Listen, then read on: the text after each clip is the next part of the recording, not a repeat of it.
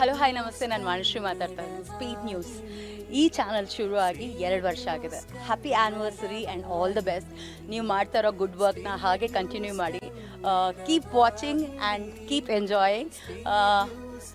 ಏನಂತಾರೆ, ನಮಗೆ ಗೊತ್ತಿಲ್ಲದಿರೋವಂಥ ನ್ಯೂಸ್ಗಳನ್ನ ನಮ್ಮ ಹತ್ರ ತಲುಪಿಸುವಂಥ ಒಂದು ಮಾಧ್ಯಮ ಬಂದು speed news. So go enjoy it. Thank you.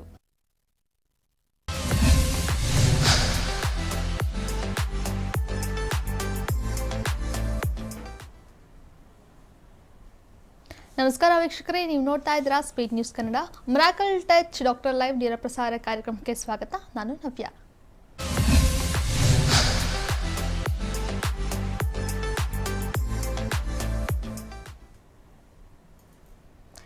ಇನ್ನು ನಿನ್ನೆ ಮೊನ್ನೆ ಎಲ್ಲ ನಾವು IVF ಟ್ರೀಟ್ಮೆಂಟ್ ಬಗ್ಗೆ, IUI ಟ್ರೀಟ್ಮೆಂಟ್ ಬಗ್ಗೆ ಸಾಕಷ್ಟು ಪ್ರಶ್ನೆಗಳಿಗೆ ಡಾಕ್ಟರ್ ಮಾಹಿತಿಯನ್ನು ಕೊಟ್ಟರು. ಇನ್ನು ಇವತ್ತು ಗಂಡಸರ ಬಂಜತನಕ್ಕೆ ಏನೆಲ್ಲ ಕಾರಣ ಆಗುತ್ತೆ, ಅದಕ್ಕೆ ಆಪರೇಷನ್ಸ್ ಮಾಡುವಂಥ ಸಿಚುವೇಶನ್ ಬರುತ್ತಾ, ಆಪರೇಷನ್ ಮಾಡಿದ್ರು ಕೂಡ ಯಾವ ರೀತಿಯಾದಂತಹ ಆಪರೇಷನ್ಸ್ ಮಾಡ್ತಾರೆ, ಅದಕ್ಕೆ ಯಾವ ರೀತಿಯಾದಂತಹ ಅಡ್ವೈಸ್ಗಳನ್ನ ಕೊಡ್ತಾರೆ, ಏನೆಲ್ಲ ಪ್ರೊಸೀಜರ್ ಇರುತ್ತೆ ಅನ್ನೋದ್ರ ಬಗ್ಗೆ ಇವತ್ತು ನಮಗೆ ಡಾಕ್ಟರ್ ತಿಳಿಸ್ಕೊಡ್ತಾರೆ. ಇದ್ರ ಬಗ್ಗೆ ಎಲ್ಲ ಮಾಹಿತಿಯನ್ನು ಕೊಡೋಕೆ ನಮ್ಮ ಜೊತೆ ಇವತ್ತು ಮಿರಾಕಲ್ IVF ಹಾಸ್ಪಿಟಲ್ನ IVF ಸ್ಪೆಷಲಿಸ್ಟ್ ಆಗಿರುವಂತಹ ಡಾಕ್ಟರ್ ರೇಖಾ ರಾಜೇಂದ್ರ ಕುಮಾರ್ ಅವರಿದ್ದಾರೆ. ನಮ್ಮ ಕಾರ್ಯಕ್ರಮಕ್ಕೆ ಸ್ವಾಗತ. ಎಸ್ ಮ್ಯಾಮ್, ಯೂಶ್ವಲಾಗಿ ನಾವು ನಿನ್ನೆ ಎಲ್ಲ IVF, IUI ಮತ್ತು ಈ ಥರದೊಂದು ಎಲ್ಲ ಒಂದು ಕ್ವಶನ್ಸ್ ಸಾಕಷ್ಟು ಕ್ವಶನ್ಸ್ಗೆ ನೀವು ಆನ್ಸರ್ ಮಾಡಿದ್ರಿ. ಆ್ಯಂಡ್ ಇವತ್ತು ಕೂಡ ಸಾಕಷ್ಟು ಇದೇ ಥರ ಸಾಕಷ್ಟು ಕ್ವಶನ್ಸ್ ಇದೆ. ಸೊ ಅದ್ರ ಬಗ್ಗೆ ಕೂಡ ಮಾತಾಡೋಣ ಮ್ಯಾಮ್. ಫಸ್ಟ್ಲಿ ಗಂಡಸರ ಬಂಜತನದ ಬಗ್ಗೆ ನಾವು ಮುಂಚೆ ಮಾತಾಡಿದ್ವಿ. ಯಾವ ರೀತಿಯಾದಂತಹ ಯೂಶ್ವಲಾಗಿ ಬರೀ ಫೀಮೇಲಲ್ಲಿ ಮಾತ್ರ ಅಲ್ಲ, ಮೇಲಲ್ಲೂ ಕೂಡ ಬಂಜತನ ಇರುತ್ತೆ, ಅದಕ್ಕೂ ಕೂಡ ಸಾಕಷ್ಟು ಪರಿಹಾರಗಳಿದೆ ಅನ್ನೋದ್ರ ಬಗ್ಗೆ ಎಲ್ಲ ಮಾಹಿತಿನ ತಿಳಿಸ್ಕೊಟ್ರಿ. ಆ್ಯಂಡ್ ಇವತ್ತು ಗಂಡಸರಿಗೆ ಬಂಜತನದ ಕುರಿತಾಗಿ ಯಾವುದಾದ್ರೂ ಆಪ್ರೇಷನ್ ಮಾಡ್ತೀರಾ, ಇಫ್ ಇನ್ ಕೇಸ್ ಮಾಡೋದಾದರೆ ಯಾವ ರೀತಿ ಆಪರೇಷನ್ಸ್ ಮಾಡ್ತೀರಾ ಅನ್ನೋದ್ರ ಬಗ್ಗೆ ಹೇಳೋದಾದ್ರೆ ಮ್ಯಾಮ್. ಹೌದು, ನಾವು ಬಂಜೆತನದ ಬಗ್ಗೆ ಬೇಕಾದಷ್ಟು ಸಮಸ್ಯೆಗಳನ್ನು ತಗೊಂಡಿದ್ವಿ, ಅದ್ರ ಬಗ್ಗೆ ಬೇಕಾದಷ್ಟು ಮಾತನಾಡಿದ್ವಿ. ಯಾತಕ್ಕೆ ಅಂತಂದರೆ, ಬಂಜೆತನ ಬಂದರೆ ಗಂಡಸರಲ್ಲಿ ಇದು ಶಾಶ್ವತ ಅಂತ ಅಲ್ಲ, ಇಂಥವರು ಕೂಡ ಮಕ್ಕಳನ್ನು ಪಡಿಬೋದು ಅಂತ ಅವರಿಗೆ ಪ್ರೋತ್ಸಾಹಿಸೋದಕ್ಕೋಸ್ಕರ, ಉತ್ತೇಜಿಸೋದಕ್ಕೋಸ್ಕರ, ಪಾಸಿಟಿವ್ ಆಗಿರಿ ಅಂತ ಹೇಳೋದಕ್ಕೋಸ್ಕರ ನಾವು ಈ ಗಂಡಸರ ಬಂಜೆತನದ ಬಗ್ಗೆ ಬಹಳಷ್ಟು ಸಮಸ್ಯೆಗಳ ಬಗ್ಗೆ ಮಾತನಾಡಿದ್ವಿ, ಪರಿಹಾರಗಳನ್ನು ಹೇಳಿದ್ವಿ. ಆಯಿತು, ಇವತ್ತು ನಾವು ಏನು ಹೇಳ್ತಾ ಇದ್ದೀವಿ ಅಂದರೆ, ಈ ಗಂಡಸರಲ್ಲಿ ಬಂಜೆತನ ಅರ್ಥಾತ್ ಮೇಲ್ ಇನ್ಫರ್ಟಿಲಿಟಿ ಬಂದರೆ ನಾವು ಅವ್ರದ್ದು ಸ್ಯಾಂಪಲ್ ಚೆನ್ನಾಗಿಲ್ಲ ಅಂತ ನಾವು ಸ್ಯಾಂಪಲನ್ನು ಮಾತ್ರ ಪರಿಷ್ಕರಿಸ್ತೀವ, ಆ ಸ್ಯಾಂಪಲ್ನ ಯಾವ ಥರ ಪರಿಷ್ಕರಿಸ್ತೀವಿ ಅಥವಾ ಡೋನರ್ ಸ್ಯಾಂಪಲ್ ತೊಗೊಳ್ತೀವ ಅದ್ರ ಬಗ್ಗೆ ನಾವು ಮಾತನಾಡ್ತಾ ಇಲ್ಲ. ನಾವಿವತ್ತು ಅಂಥ ಗಂಡಸರಿಗೂ ಕೂಡ ಕೆಲವೊಂದು ಸನ್ನಿವೇಶಗಳಲ್ಲಿ ಈ ಶಸ್ತ್ರಚಿಕಿತ್ಸೆ ಅಥವಾ ಆಪ್ರೇಷನ್ನ ಅವಶ್ಯಕತೆ ಬೀಳುತ್ತೆ. ಸಿಮೆನ್ ಸ್ಯಾಂಪಲ್ ಚೆನ್ನಾಗಿಲ್ಲ ಅಂದಾಕ್ಷಣ ಅದನ್ನು ಬರೀ ಸ್ಯಾಂಪಲ್ ಪ್ರೊಸೆಸ್ ಮಾಡೋದು ಅಥವಾ ಡೋನರ್ ಸ್ಯಾಂಪಲ್ ತಗೊಳ್ಳೋದು ಒಂದೇ ಪರಿಹಾರ ಅಲ್ಲ. ಯಾವ ಗಂಡಸರಿಗೆ ಶಸ್ತ್ರಚಿಕಿತ್ಸೆ ಬೇಕು, ಎಂತಹ ಸನ್ನಿವೇಶಗಳಲ್ಲಿ ನಾವು ಶಸ್ತ್ರಚಿಕಿತ್ಸೆಯನ್ನು ಅವರಿಗೆ ನಾವು ಅಡ್ವೈಸ್ ಮಾಡ್ತೀವಿ ಅಂತಂದರೆ, ಕೆಲವು ಸನ್ನಿವೇಶಗಳಿದೆ. ಕೆಲವು ಕಂಡೀಷನ್ನಲ್ಲಿ ಅದು ಸ್ಯಾಂಪಲ್ ಚೆನ್ನಾಗಿಲ್ಲ ಅಂತಂದರೆ ಆಪ್ರೇಷನ್ ಮಾಡಬೇಕಾಗಿ ಬರುತ್ತೆ. ಕೆಲವರಲ್ಲಿ ಆಪ್ರೇಷನ್ ಮಾಡಿದ್ರೂ ಪರಿಹಾರ ಸಿಗೋದಿಲ್ಲ, ಅವರಿಗೆ ಸ್ಯಾಂಪಲ್ ಉತ್ತಮ ಆಗೋದಿಲ್ಲ. ಸೊ ಯಾವ ಸನ್ನಿವೇಶಗಳಲ್ಲಿ ಶಸ್ತ್ರಚಿಕಿತ್ಸೆ ಮಾಡಿದರೆ ಅಂಥವರ ವೀರ್ಯ ಇಂಪ್ರೂವ್ ಆಗುತ್ತೆ, ಅಂಥ ಸನ್ನಿವೇಶಗಳಲ್ಲಿ ಮಾತ್ರ ನಾವು ಅವರನ್ನು ಶಸ್ತ್ರಚಿಕಿತ್ಸೆಗೆ ಒಳಪಡಿಸಬೇಕಾಗತ್ತೆ. ಇದು ಈ ಪ್ರಶ್ನೆಗೆ ಮುನ್ನುಡಿ. ಇನ್ನು ಕರೆಕ್ಟಾದ ನಿಮ್ಮ ಟಾಪಿಕ್ಕಿಗೆ, ಕ್ವಶನಿಗೆ ಆನ್ಸರ್ ಕೊಡಬೇಕಂದ್ರೆ ಕೆಲವು ಸನ್ನಿವೇಶಗಳು ಅಂಥವುಗಳು ಯಾವುವು ಅಂತಂದರೆ, ಒಂದು ಮುಖ್ಯವಾಗಿ ಈ ವ್ಯಾರಿಕೋಸೀಲ್. ಇದನ್ನು ನಾವು ಭಾಳಷ್ಟು ಸಲ ಟಚ್ ಅಪ್ ಆನ್ ಮಾಡಿದ್ದೀವಿ, ಅದರ ಬಗ್ಗೆ ಮಾಹಿತಿ ಕೊಟ್ಟಿದ್ದೀವಿ. ಆದರೆ ಈ ಶಸ್ತ್ರಚಿಕಿತ್ಸೆ ಅಂತ ಬಂದಾಗ ಎಲ್ಲ ವ್ಯಾರಿಕೋಸೀಲ್ಗಳಿಗೂ ಆಪ್ರೇಷನ್ ಬೇಕಾಗಲ್ಲ. ಯಾವ ವ್ಯಾರಿಕೋಸೀಲ್ ಅರ್ಲಿ ವ್ಯಾರಿಕೋಸೀಲ್ ಇದೆ, ಆ ಬ್ಲಡ್ ವೆಸಲ್ಸ್ ಡೈಲೇಟ್ ಆಗಿಲ್ಲ, ಅಥವಾ ವ್ಯಾರಿಕೋಸೀಲಿಂದನೇ ಪ್ರಾಬ್ಲಮ್ ಆಗ್ತಿದೆ, ಬೇರೆ ಯಾವ ಪ್ರಾಬ್ಲಮ್ಮೂ ಇಲ್ಲ, ಅರ್ಥಾತ್ ಅವರ ವೈಫ್ ನಾರ್ಮಲ್ ಆಗಿದ್ದಾರೆ, ಅವರ ಎಲ್ಲ ರಿಪೋರ್ಟ್ಸು ನಾರ್ಮಲ್ ಇದೆ, ಗರ್ಭಕೋಶ ಆಗಲಿ, ಎಗ್ ಪ್ರೊಡ್ಯೂಸಿಂಗ್ ಕೆಪಾಸಿಟಿ ಆಗಲಿ, ಟ್ಯೂಬ್ಸ್ ಆಗಲಿ ಎಲ್ಲ ನಾರ್ಮಲ್ ಇದೆ, ಇದೊಂದೇ ಪ್ರಾಬ್ಲಮ್. ಆ ವ್ಯಾರಿಕೋಸೀಲಿಂದ ಮಾತ್ರ ಆತನ ಸ್ಯಾಂಪಲ್ ಚೆನ್ನಾಗಿಲ್ಲದ ಕಾರಣ ಆಕೆ ಪ್ರೆಗ್ನೆಂಟ್ ಆಗ್ತಾ ಇಲ್ಲ ಅನ್ನೋ ಕಾರಣ. ವ್ಯಾರಿಕೋಸೀಲಲ್ಲಿ ಬ್ಲಡ್ ವೆಸಲ್ಸ್ ತುಂಬ ಡೈಲೇಟ್ ಆಗಿದೆ, ಅಂದರೆ ಅದರಿಂದ ಟೆಂಪ್ರೇಚರ್ ಜಾಸ್ತಿ ಆಗಿದೆ. ನಾವು ಕೆಲವು ಟೆಸ್ಟ್ ಮಾಡಿ ಬ್ಲಡ್ ವೆಸಲ್ ಹೆಂಗೆ ಸಪ್ಲೈ ಆಗ್ತಿದೆ ಆ ವ್ಯಾರಿಕೋಸೀಲ್ ಸುತ್ತಮುತ್ತ, ಗ್ರೇಡ್ 4 ವ್ಯಾರಿಕೋಸೀಲ್ ಅಂತ ಹೇಳ್ತೀವಿ.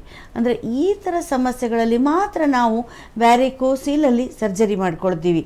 ಅರ್ಲಿ ಸ್ಟೇಜ್ ಆಫ್ ವ್ಯಾರಿಕೋಸೀಲ್ ಇದೆ, ಸರ್ಜರಿ ಮಾಡಲ್ಲ.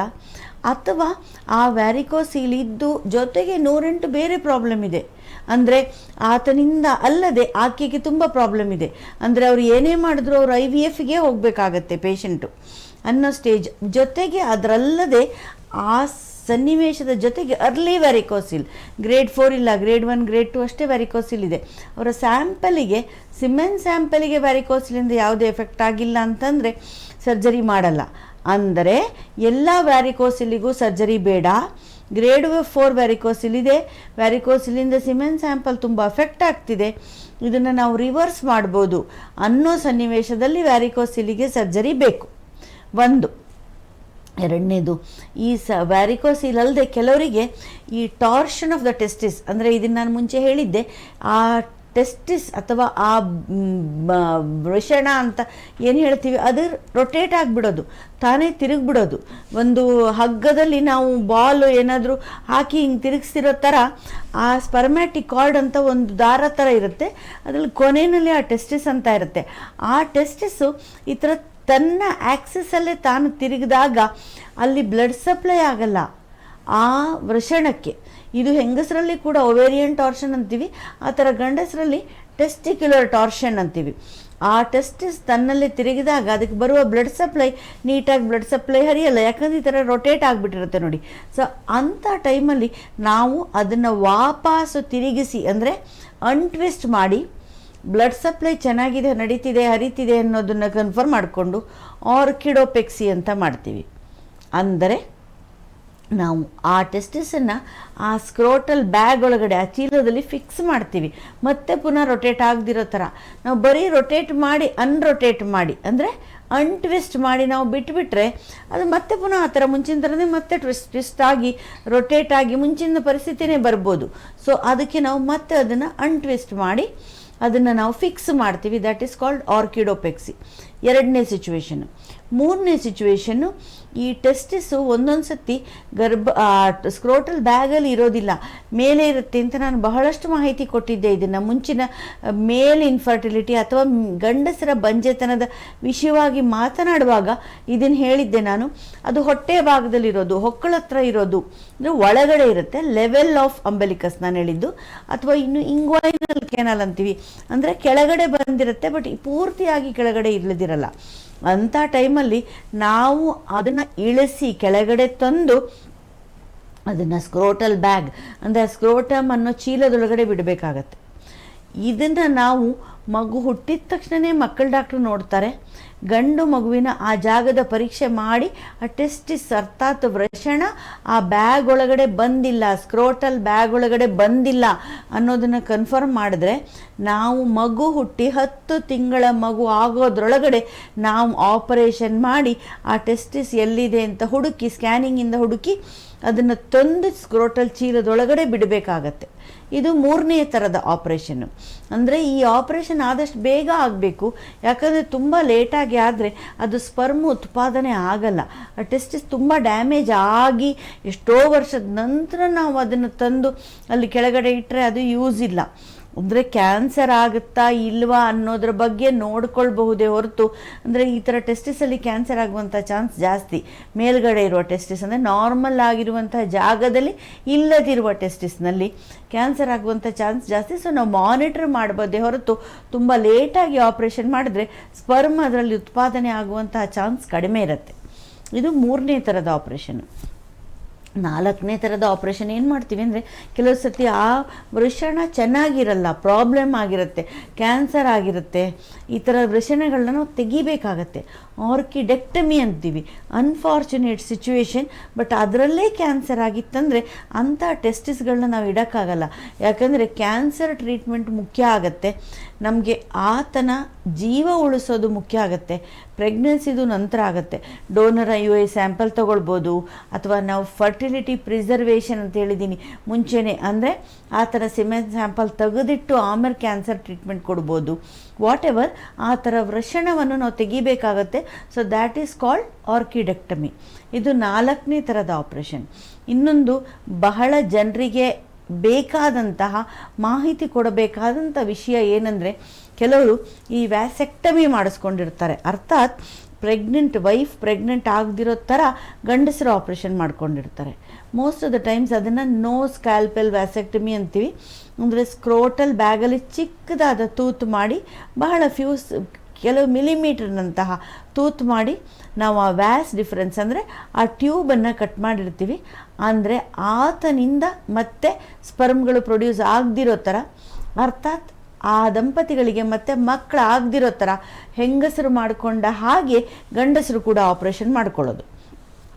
ಸೊ ಈ ಆಪ್ರೇಷನ್ ಮಾಡ್ಕೊಂಡಿರೋರಲ್ಲಿ ಮತ್ತೆ ಮಕ್ಕಳು ಬೇಕು ಅಂತ ನಾವೀಗ ಟ್ಯೂಬಲ್ ಸ್ಟೆರಿಲೈಸೇಷನ್ ರಿವರ್ಸಲ್ ಅಂದರೆ ಹೆಣ್ಣು ಮಕ್ಕಳಿಗೆ ಮಕ್ಕಳು ಬೇಡ ಅಂತ ಟ್ಯೂಬೆಕ್ಟಮಿ ಹೇಗೆ ಮಾಡ್ಕೊಂಡಿರ್ತಾರೋ ಆ ಥರ ಗಂಡಸರು ಕೂಡ ಈ ಆಪ್ರೇಷನ್ ಮಾಡ್ಕೊಂಡಿರ್ತಾರಲ್ಲ ವ್ಯಾಸೆಕ್ಟಮಿ ಅಂತ, ಒಂದೊಂದು ಸತಿ ಅವ್ರಿಗೆ ರಿವರ್ಸಲ್ ಬೇಕು ಅನಿಸುತ್ತೆ. ಅಂದರೆ ನಮಗೆ ಮತ್ತೆ ಮಕ್ಕಳು ಬೇಕು ಯಾವುದೋ ಒಂದು ಕಾರಣಕ್ಕೆ, ಮುಂಚೆ ಮಕ್ಕಳು ಹೋಗಿರ್ಬೋದು ಹುಟ್ಟಿರೋ ಮಕ್ಕಳು, ಅಥವಾ ಅವ್ರಿಗೆ ಇನ್ನೊಂದು ಮದುವೆ ಆಗಿರ್ಬೋದು, ಅಥವಾ ಹುಟ್ಟಿದ ಮಗುವಿನಲ್ಲಿ ಏನೋ ಹೆಲ್ತಿನ ಸಮಸ್ಯೆ ತಲೆದೋರ್ಬೋದು, ಆಗ ನಮಗೆ ಮತ್ತೆ ಮಕ್ಕಳು ಬೇಕು ಅಂತ ಬರ್ತಾರೆ. ಸೊ ಈ ಥರ ಆ ವ್ಯಾಸೆಕ್ಟಮಿ ಆಗಿರೋದನ್ನು ರಿವರ್ಸಲ್ ಅಂದರೆ ಏನು ಆ ಟ್ಯೂಬ್ ಥರ ಇರೋದನ್ನು ಕಟ್ ಮಾಡಿರ್ತೀವೋ ಅದನ್ನು ರಿವರ್ಸಲ್ ಮುಂಚಿನ ಥರನೇ ಮಾಡಿಕೊಡೋದು, ಟ್ಯೂಬ್ನ ಮರು ಜೋಡಣೆ ಅಂತ ಏನು ಹೇಳ್ತೀವಿ ಅದು ಬೇಕಾಗ್ಬೋದು. ಇದು 5ನೇ ಥರದ ಆಪ್ರೇಷನ್. ಸೊ ಹೀಗೆ ಹಲವಾರು ಆಪ್ರೇಷನ್ ಇರುತ್ತೆ. ಈ ಟ್ಯೂಬಲ್ ಏನಂದರೆ ಈ ವ್ಯಾಸೆಕ್ಟಮಿ ಮಾಡಿದ ಮರು ಜೋಡಣೆ ಅಂತಂದರೆ ಅದರಲ್ಲಿ ನಮಗೊಂದು 5 ಸೆಂಟಿಮೀಟ್ರಿಗಿಂತ ಜಾಸ್ತಿ ಟ್ಯೂಬ್ ಡ್ಯಾಮೇಜ್ ಆಗಿದ್ದರೆ, ಅಂದರೆ length of the tube more than 5 centimetre cut ಆಗಿದ್ದರೆ, ಡ್ಯಾಮೇಜ್ ಆಗಿದ್ದರೆ, ಅಥವಾ ಟ್ಯೂಬ್ನಲ್ಲಿ ಮಲ್ಟಿಪಲ್ ಬ್ಲಾಕ್ಸ್ ಇದ್ದರೆ ಅಂಥ ಮರು ಜೋಡಣೆಯಿಂದ ನಿಮ್ಗೆ ಅಷ್ಟೊಂದು ನಿಮಗೆ ಉಪಕಾರ ಆಗೋದಿಲ್ಲ. ಸ್ಪರ್ಮ್ ಕ್ವಾಲಿಟಿ ಮುಂಚಿನ ಥರ ನಿಮಗೆ ಬರಲ್ಲ. ಜೊತೆಗೆ ಎಷ್ಟು ವರ್ಷ ಆ ಗ್ಯಾಪ್ ಇದೆ, ಅರ್ಥಾತ್ ನೀವು ಆಪ್ರೇಷನ್ ಮಾಡ್ಕೊಂಡಿದ್ದಕ್ಕೂ ವ್ಯಾಸೆಕ್ಟಮಿಯ ರಿವರ್ಸಲ್ಗೂ ಅಂದರೆ ಮರು ಜೋಡಣೆಗೂ ಗ್ಯಾಪ್ ಜಾಸ್ತಿ ಆದಷ್ಟು ಲೇಡೀಸ್ ಥರ ಫ್ಯಾಮಿಲಿ ಪ್ಲ್ಯಾನಿಂಗ್ ಆಪ್ರೇಷನ್ ಮಾಡ್ಕೊಳ್ತಾರೆ. ಎಷ್ಟೋ ವರ್ಷ 15 ವರ್ಷ ಬಿಟ್ಟು ನಮಗೆ ಮರು ಜೋಡಣೆ ಮಾಡಿ ಅಂತಾರೆ. ಯಂಗ್ ಏಜಲ್ಲಿ 25 ವರ್ಷಕ್ಕೇ ಆಪ್ರೇಷನ್ ಮಾಡ್ಕೊಂಡಿರ್ತಾರೆ ಫ್ಯಾಮಿಲಿ ಪ್ಲ್ಯಾನಿಂಗು. 30-35 ಏಜಲ್ಲಿ ನಮಗೆ ಮತ್ತೆ ಮುಂಚಿನ ಥರ ಮಾಡಿಕೊಡಿ ಡಾಕ್ಟ್ರೇ, ಜೋಡಿಸ್ಕೊಡಿ ಅನ್ನೋ ಥರ ಗಂಡಸರು ಕೂಡ 10-15 ವರ್ಷ ಬಿಟ್ಟು ಒಂದೊಂದು ಸತಿ ಬರ್ತಾರೆ. ಅಂಥವರಲ್ಲಿ ರಿವರ್ಸಲ್ ಮಾಡಿದ್ರೂ ಕೂಡ ಪ್ರೆಗ್ನೆನ್ಸಿ ಆಗುವ ಚಾನ್ಸ್ ಕಡಿಮೆ. ಈಗ ಹೇಳಿದೆ ನೋಡಿ, 5 ಸೆಂಟಿಮೀಟ್ರಿಗಿಂತ ಜಾಸ್ತಿ ಡ್ಯಾಮೇಜ್ ಆಗಿದೆ, ಟ್ಯೂಬು ಕಟ್ಟಾಗಿದೆ, ಅಥವಾ ಮಲ್ಟಿಪಲ್ ಬ್ಲಾಕ್ಸ್ ಇದೆ. ಅದೇ ಥರ ನೀವು ಗ್ಯಾಪ್ ಜಾಸ್ತಿ ಕೊಟ್ಟಷ್ಟು 10 ವರ್ಷ 15 ವರ್ಷ ಬಿಟ್ಟು ಮರು ಜೋಡಣೆ ಮಾಡಿಸ್ಕೊಳ್ಳೋಕೆ ಬಂದರೂ ಆ ವೀರ್ಯದ ಫಲವತ್ತತೆ ಕುಂಠಿತವಾಗಿರುತ್ತೆ. ಮುಂಚಿನಷ್ಟು ಒಳ್ಳೆ ಕ್ವಾಲಿಟಿಯ ವೀರ್ಯ ಇರೋದಿಲ್ಲ. ಸೊ ಹೀಗೆಲ್ಲ ನಾನು ಫಸ್ಟಿನಿಂದ ಹೇಳ್ಕೊಂಬಂದ ಹಾಗೆ, ಅಂದರೆ ಇದು ಏನು ಟೆಸ್ಟಿಸ್ಸು ತಿರುಗಿರುತ್ತೆ, ಅದನ್ನು ಸರಿ ಮಾಡಬೇಕು, ವ್ಯಾರಿಕೋಸಿಲ್ ಸರ್ಜರಿ ಮಾಡಬೇಕು, ಈ ಥರ ಕೆಲವು ಸತಿ ಹಾಳಾಗಿರುವ ವೃಷಣವನ್ನು ತೆಗಿಬೇಕು. ಸೊ ಅದೇ ಥರ ಇದು ಕೂಡ ಆ ಜಾಗದಲ್ಲಿ ಗಂಡಸರ ಬಂಜೆತನದ ಸಲುವಾಗಿ ಮಾತ್ರ ನಾನು ಮಾತನಾಡ್ತಾ ಇರೋದು. ಅದಕ್ಕೆ ಸಂಬಂಧಪಟ್ಟ ಇದು ಕೂಡ ಒಂದು ಆಪ್ರೇಷನ್ನು. ಸೊ ಹೀಗೆ ಹಲವಾರು ಆಪ್ರೇಷನ್ನು ಗಂಡಸರಲ್ಲಿ ಕೂಡ ಬಂಜೆತನವನ್ನು ನಾವು ಕರೆಕ್ಷನ್ ಮಾಡೋದಕ್ಕೆ, ಅರ್ಥಾತ್ ಅವರಲ್ಲಿ ಪ್ರೆಗ್ನೆನ್ಸಿಯನ್ನು ಮಾಡಿಸೋದಕ್ಕೋಸ್ಕರ ಈ ಥರ ಆಪ್ರೇಷನ್ಗಳನ್ನ ನಾವು ಮಾಡ್ತೀವಿ. ಇನ್ನು ಮ್ಯಾಮ್ ಪ್ರತಿಯೊಂದು ಆಪ್ರೇಷನ್ ಬಗ್ಗೆ ಕ್ಲೀನಾಗಿ ಡೀಟೇಲ್ಡಾಗಿ ಹೇಳಿದ್ರಿ. ಈಗ ಒಬ್ಬ ಗಂಡಸರಲ್ಲಿ ಬಂಜತನ ಇದೆ ಅಂತ ನೋಡೋದಕ್ಕೆ ಯಾವೆಲ್ಲ ಟೆಸ್ಟ್ಗಳನ್ನು ಮಾಡ್ತೀರಾ ಅಥವಾ ಸ್ಕ್ಯಾನಿಂಗ್ ಮಾಡ್ತೀರಾ? ಇಫ್ ಇನ್ ಕೇಸ್ ಮಾಡೋದಾದರೆ ಏನೆಲ್ಲ ಸ್ಕ್ಯಾನಿಂಗ್ನ ನೀವು ಮಾಡ್ತೀರಾ ಅಂತ ಹೇಳೋದಾದರೆ ಮ್ಯಾಮ್? ಈಗ ನಾವು ಬಂಜೆತನ ಗಂಡಸರಲ್ಲಿ ಇದೆ ಅಂತ ಪತ್ತೆ ಮಾಡೋದಕ್ಕೆ ನಾವು ಸ್ಕ್ಯಾನಿಂಗ್ ಮಾಡಲ್ಲ. ಸ್ಕ್ಯಾನಿಂಗ್ ಮಾಡೋದು ಬೇರೆ ಕಾರಣಕ್ಕೆ, ಬೇರೆ ವಿಧಾನಗಳು ಇದೆ. ನಾವು ಬಂಜತನ ಇದೆ ಅಂತ ನೋಡೋದಕ್ಕೆ ಒಂದೇ ಟೆಸ್ಟ್ ಸಾಕು ನಮಗೆ, ದ್ಯಾಟ್ ಈಸ್ ಸಿಮೆನ್ ಅನಾಲಿಸಿಸ್, ಅರ್ಥಾತ್ ವೀರ್ಯ ಪರೀಕ್ಷೆ. ಆತನ ವೀರ್ಯ ಪರೀಕ್ಷೆ ಮಾಡಿದ್ರೆ ನಮಗೆ ಅದರಲ್ಲಿ ಹಲವಾರು ಇನ್ಫಾರ್ಮೇಷನು, ಆಲ್ರೆಡಿ ನಾನು ಈ ಅಂಶಗಳನ್ನ ಮುಂಚೆ ಹೇಳಿದ್ದೀನಿ. ಅಂದರೆ ಆ ಕ್ವಾಲಿಟಿ ಆಫ್ ಸ್ಪರ್ಮ್ ಚೆನ್ನಾಗಿದೆಯಾ, ಕೌಂಟ್ ಎಷ್ಟಿದೆ, ತುಂಬ ಲೋ ಕೌಂಟ್ ಇದೆಯಾ, ಇದೆಲ್ಲವನ್ನು ನಾವು ನೋಡಿಕೊಂಡು ಮಾತಾಡೋಣ. ಕಾಲರ್ ಒಬ್ರು ರೆಡಿ ಇದ್ದಾರೆ ma'am. Hello hello hello madam, ಕೇಳಿಸ್ತಾ ಇದೆಯಾ? ಕೇಳಿಸ್ತದೆ. ನಿಮ್ಮ ಹೆಸರು? ಸುರೇಶ್ ಅಂತ ಮೇಡಮ್. ಸುರೇಶ್ ಅವರು ಎಲ್ಲಿಂದ ಕರೆ ಮಾಡ್ತಿರೋದು? ತುಮಕೂರಿಂದ. ಎಸ್, ಡಾಕ್ಟರ್ ಇದ್ದಾರೆ, ಡಾಕ್ಟರ್ ಜೊತೆ ಮಾತನಾಡಿ. ಡಾಕ್ಟರ್ ನಮಸ್ಕಾರ ಮೇಡಮ್. ನಮಸ್ತೆ ಸುರೇಶ್ ಅವರೇ, ಹೇಳಿ. ಮೇಡಮ್, ನಮ್ಮ ಬ್ರದರ್ ಒಬ್ಬರಿಗೆ ಒಂದು ಪ್ರಾಬ್ಲಮ್ ಇತ್ತು. ಅವ್ರಿಗೆ ಸಿಂಗಲ್ ಟೆಸ್ಟಿಸ್, ಒಂದೇ ಒಂದು ಟೆಸ್ಟಿಸ್ ಇದೆ ಅಂತ ಹೇಳಿದ್ದಾರೆ. ಅವ್ರದ್ದು ಸೆಮೆನ್ ಅನಾಲಿಸಿಸ್ ಮಾಡಿಸಿದಾಗ 2.5 ಮಿಲಿಯನ್ ಏನೋ ಬಂದಿದೆ per ml. Per ml 2.5 million ಅಂತ. ಸರಿ ಓಕೆ. ಇವಾಗ ಏನಂತಂದ್ರೆ ಅವ್ರಿಗೆ ಮದುವೆ ಆಗಿ 7 ಇಯರ್ಸ್ ಆಗಿದೆ ಮೇಡಮ್. ಒಂದ್ಸಲನೂ ಮಗು ಆಗೇ ಇಲ್ಲ ಮೇಡಮ್. ಹ್ಮ್ ಹ್ಮ್ ಈಗ ನಮ್ಗೆ ಏನಂತಂದ್ರೆ ಹ್ಮ್ ಅವ್ರಿಗೆ ಮತ್ತೆ ಏನಾದ್ರು ಮೆಡಿಸಿನ್ ಕೊಟ್ಟು ಸ್ಪಾಮ್ ಜಾಸ್ತಿ ಬರಂಗ್ ಮಾಡ್ಬೋದಾ ಮೇಡಮ್? ಇದರಲ್ಲಿ ನೋಡಿ ಕೆಲವು ವಿಷಯ ಹೇಳ್ತೀನಿ. ಫಸ್ಟ್ ಆಫ್ ಆಲ್ ನನ್ನ ಕ್ವಶನ್, ಅವರಿಗೆ ಇನ್ನೊಂದು ಟೆಸ್ಟಿಸ್ ಯಾತಕ್ಕೆ ತೆಗೆದ್ರು? ಹುಟ್ಟಿದಾಗಿಂದನೇ ಇರಲಿಲ್ವಾ ಇಲ್ಲ ಆಮೇಲೆ ತೆಗೆಸ್ಕೊಂಡಿರೋದಾ ಅದು? ಮೇಡಮ್ ಅದು ಅವರು ಚಿಕ್ಕ ವಯಸ್ಸಲ್ಲಿ ಇದ್ದಾಗ ಏನೋ ಏರ್ತಿದ್ದಿತ್ತು, ಅದಾದ್ಮೇಲಿಂದ ಅದು ಅಷ್ಟೇ ಮೇಡಮ್. ಅದಾದ್ಮೇಲೆ ನಾವೆಲ್ಲೂ ಅವಾಗ ತೋರ್ಸಕ್ ಹೋಗಿಲ್ಲ. ಬಟ್ ಇದೆಯಾ ಟೆಸ್ಟಿಸ್ ಇದೆಯಾ ಅಲ್ಲಿ? ಅದು ಏನ್ ನಾವು ಸ್ಕ್ಯಾನ್ ಏನಾರ ಮಾಡಿಸ್ಬೇಕಾ ಮೇಡಮ್? ಸರಿ ಆಯ್ತು ಬಿಡಿ, ಪರವಾಗಿಲ್ಲ. ಆ ಟೆಸ್ಟಿಸ್ ಇಲ್ಲ ಅಂತ ತಿಳ್ಕೊಂಡು ಮುಂದೆ ಮಾತನಾಡ್ತೀನಿ. ಈಗ ಅವ್ರಿಗೆ ಒಂದೇ ಟೆಸ್ಟಿಸ್ ಇದ್ರು, ಎರಡೇ ಟೆಸ್ಟಿಸ್ ಇದ್ರು, ಅವ್ರದ್ದು ಕೌಂಟ್ ಕಡಿಮೆ ಇದೆ. 2.5 ಮಿಲಿಯನ್ ಇಸ್ ಟೂ ಲೋ. ಹೌದು ಮೇಡಮ್. ಅವರಿಗೆ but at the same time pregnancy ಆಗಲ್ಲ ಅಂತ ನಾನು ಹೇಳಲ್ಲ, ಆತನಿಂದ ಪ್ರೆಗ್ನೆನ್ಸಿ ಆಗುತ್ತೆ. ಇದರಲ್ಲಿ ನೀವು ಎರಡು ವಿಚಾರ ಗಮನ ಇಟ್ಕೊಳ್ಳಿ. ಒಂದು, ಆರ್ಥಿಕರಾಗಿ ಸಬಲರಿದ್ದರೆ ಅವರು, ಅರ್ಥಾತ್ ಫೈನಾನ್ಷಿಯಲಿ ಓಕೆ ಇದ್ದರೆ ಅವರು IVFಗೆ ಹೋಗ್ಬೇಕಾಗತ್ತೆ. ಯಾಕಂದರೆ IVFಲ್ಲಿ ಕಾಸು ಜಾಸ್ತಿ ಖರ್ಚಾಗತ್ತೆ, ಲಕ್ಷಾಂತರ ಖರ್ಚಾಗತ್ತೆ. ಓಕೆ ಅಂದರೆ ಅವರು IVFಗೆ ಹೋಗಬೇಕು. ಬಟ್ IVFಗೆ ಹೋದರೆ ಅವರಿಗೆ ಎರಡು ಅಡ್ವಾಂಟೇಜು. ಒಂದು, ಸಕ್ಸಸ್ ರೇಟ್ ಜಾಸ್ತಿ ಇರುತ್ತೆ. ಎರಡನೇದು, ಆತನಿಂದನೇ ಮಗು ಆಗುತ್ತೆ. ಇದು IVFದು advantage. 2.5 million is okay for IVF.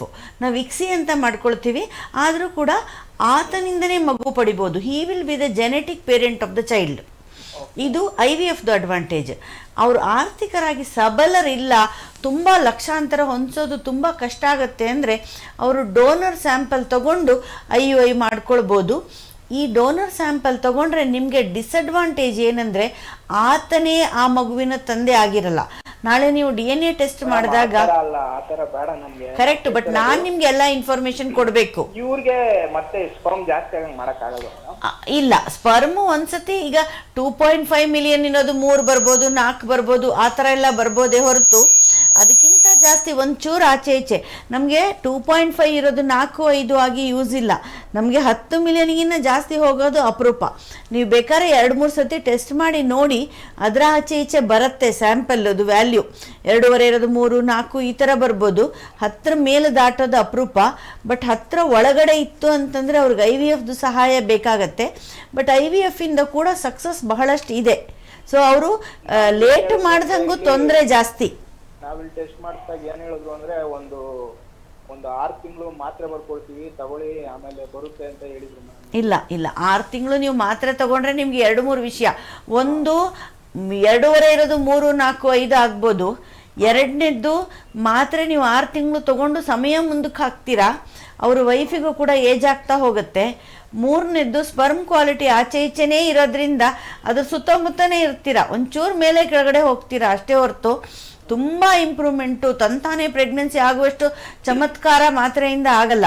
ಕೊನೆಗೆ ನೀವೇನಿದ್ರು IVF ಅಥವಾ IUI ಟ್ರೀಟ್ಮೆಂಟ್ ತಗೊಂಡೇ ನೀವು ಪ್ರೆಗ್ನೆನ್ಸಿ ಮಾಡ್ಕೊಳ್ಬೇಕಾಗತ್ತೆ.